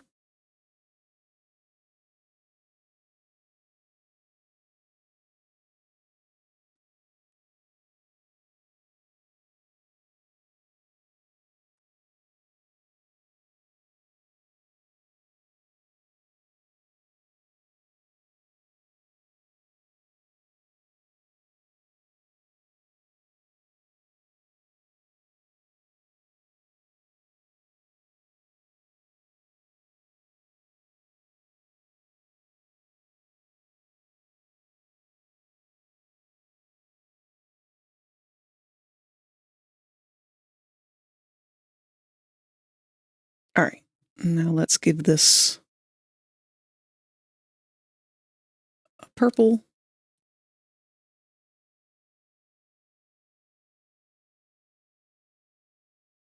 Clip that to our shading. And zoom out once again, see how bad that is. Okay, that is 1,000 times better. It's so much clearer now.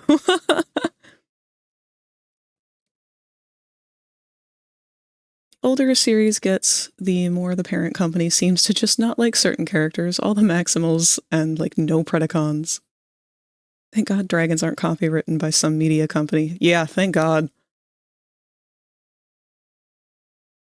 I have 3 dragon things in my various collections, 2 Wings of Fire cutie cuffs, and a Transformers Prime Predaking toy. Dragons were a major hyperfixation for me for a long time. You can still look around my room and find dragon stuff. I'm glad that it's kind of like a universal thing for artists to go through a dragon phase. Alrighty. Let's go ahead and save this. Let me see what size the final version needs to be.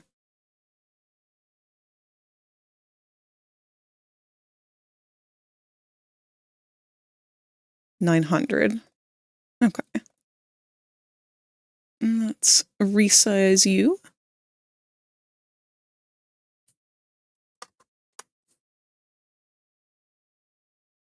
And save a nice little PNG.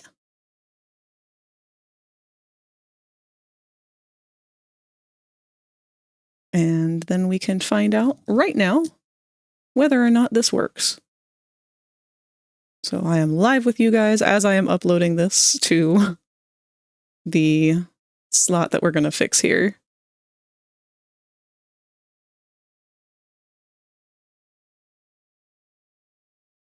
I just have to remember what fucking folder it's in.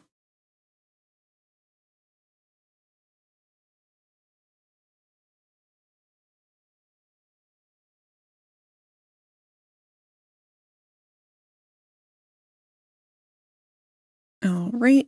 And then we will go back to stop editing the panels. And oh my God, it is so ridiculously detailed compared to all the others.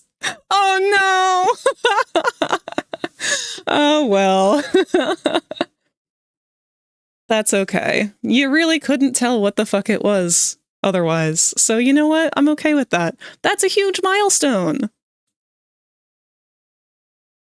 I was just going to continue to ignore that for as long as I was able, but I'm actually very happy that we were able to get that done today. Even with stream starting as late as it did. Wings of Fire. I've never read the Wings of Fire series, but I've had it recommended to me before. I do think I would like it. It's like my primary shtick for my work. So many clients. WAF clients. It's epic sauce. Really digging how you did Clicker's eyes. Thank you! Normally the eyes are what I would like to spend the most amount of time on, but I just kind of end up having to rush it a lot of the time just to get through with it. The last time that I did nice eyes, though, was I was trying to practice rendering on a piece of art that I have not posted, so I can go ahead and show you guys this. Actually, before I do... No, it already has a watermark. I don't have to worry about it.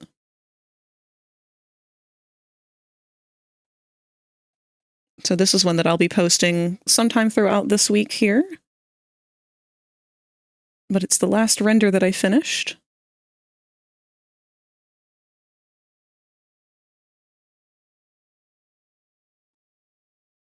Oof, Sai really is having a hard time opening these files today. But that would be of Mommy Longlegs from Poppy Playtime. I was actually experimenting with a new way of doing colored line work on her today. Or not today, when I was working on this.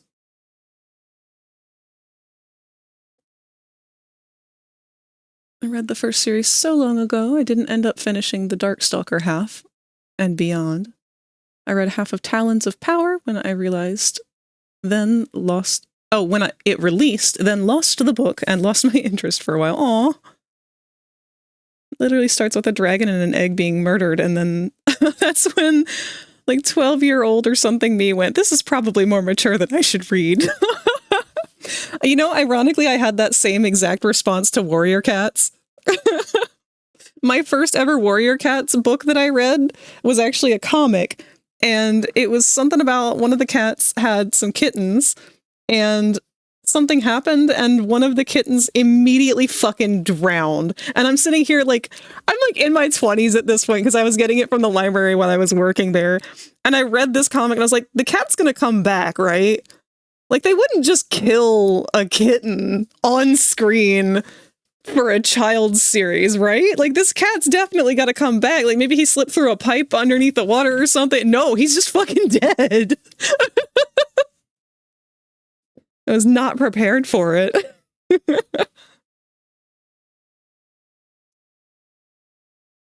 Wings of Fire audiobooks are all on YouTube for free. Oh, thank you, Soul Chaser, because I am much more into audiobooks. It's so much better for me, because I always feel guilty sitting down to read a book. If I'm not doing something with my hands or actively, like, working on something, I just feel like I'm wasting my time. So I'll put an audiobook on a lot of the time when I'm working on things. Tried rereading Talons of Power, but forgot so much of the plot that I was so confused. I'll probably have to reread the entire half.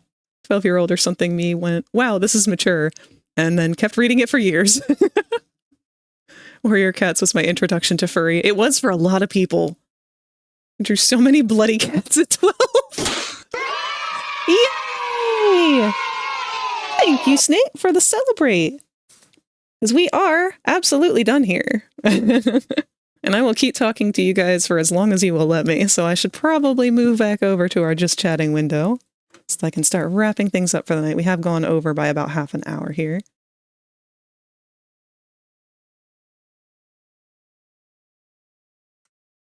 Also, real quick, Soul Chaser, I've been watching your work every once in a while when it pops up on my timeline. I don't spend a lot of time doom scrolling as much like I used to, but I have been seeing more of your work lately, and I am in love with your PNG tubers. I don't have any time for new projects right now, but I know you mentioned something about a 3D model and whatnot. In the far distant future, long from now, I would love to touch base with you over doing an art trade or something, because your PNG tubers are fucking incredible. If you guys haven't seen their stuff, I highly recommend checking it out. Do you actually mind if I link your Blue Sky?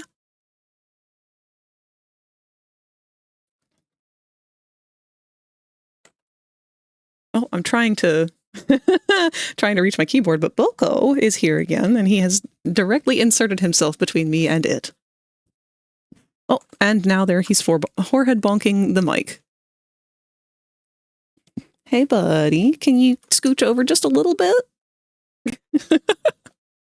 Thanks, pal. But yes, big shout out to Soul Chaser. There is their Blue Sky. Go check out their work. If you guys like seeing my avatar moving around, you're going to be blown away by some of the stuff that Soul Chaser has done. I'm finally drawing again. I've been out of commission for the past 2 months with a broken leg. Oh my goodness! Wow. I'm so sorry to hear about that, but I'm glad that you're doing better.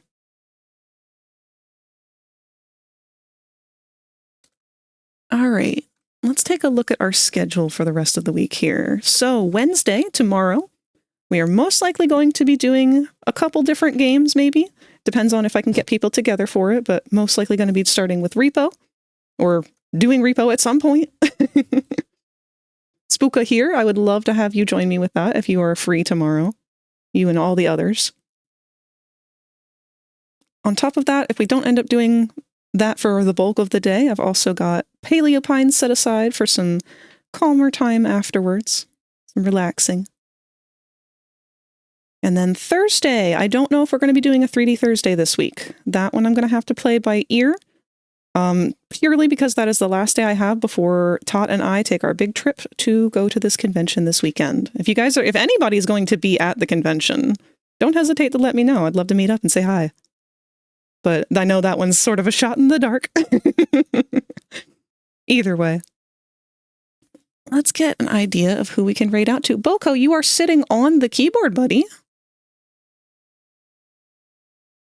I see we've got Patchwork is working on art right now. We haven't seen Patch in a while. So I think I'm going to raid out that way. I'm going to move my cat. Ugh! You're getting heavy, bud. Oh, goodness. Actually, Patch has been going for 7 hours already. Whoops. Thank you for the follow, Candy Jackalope. Now hatch from their egg. I should have given you the rundown earlier. All those little dinosaurs that were on the screen is a third-party thing called Stream Avatars. I will walk you through next time on how that works, because now that you're a follower, you can hatch from your egg. Oh, shoot. I just realized I'm not using one of our nighttime backgrounds here. Let's see. There we go. What cons are you doing this year? Just the one. It's going to be GalaxyCon this weekend, and I am not vending. I am just attending purely for the fun of it. I haven't really had the ability to vend at conventions for a couple of years now, thanks to COVID and the way that all went down. But I'm hoping that in streaming again, it might kick up one day. I hope that there's an Archaeopteryx. There is not, I don't think, but there is an VRaptor. It looks like Patchwork's probably still going to be going for a bit here, even though they've already been going for 7 hours. I don't know how they keep up with this. But I'm going to throw you guys their way. They are also working on art. They have been a really supportive artist of mine, or of me getting started with streaming. They have very cool energy, very cool vibes. So let's get a raid set up for that. And we'll get our raid message going. It's very difficult for me to type this out with my cat laying across the keyboard the way he is right now.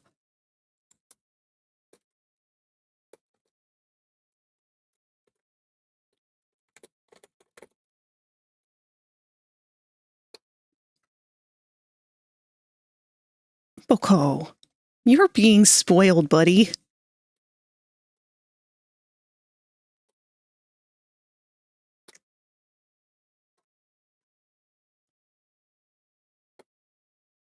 There we go. So you can just copy and paste that once you arrive. If you don't want to, that's totally fine. Just make sure that you bring a positive attitude and something nice to say to their art. And I think that just about wraps everything up for us. Burpak is a fun con, ever around Connecticut.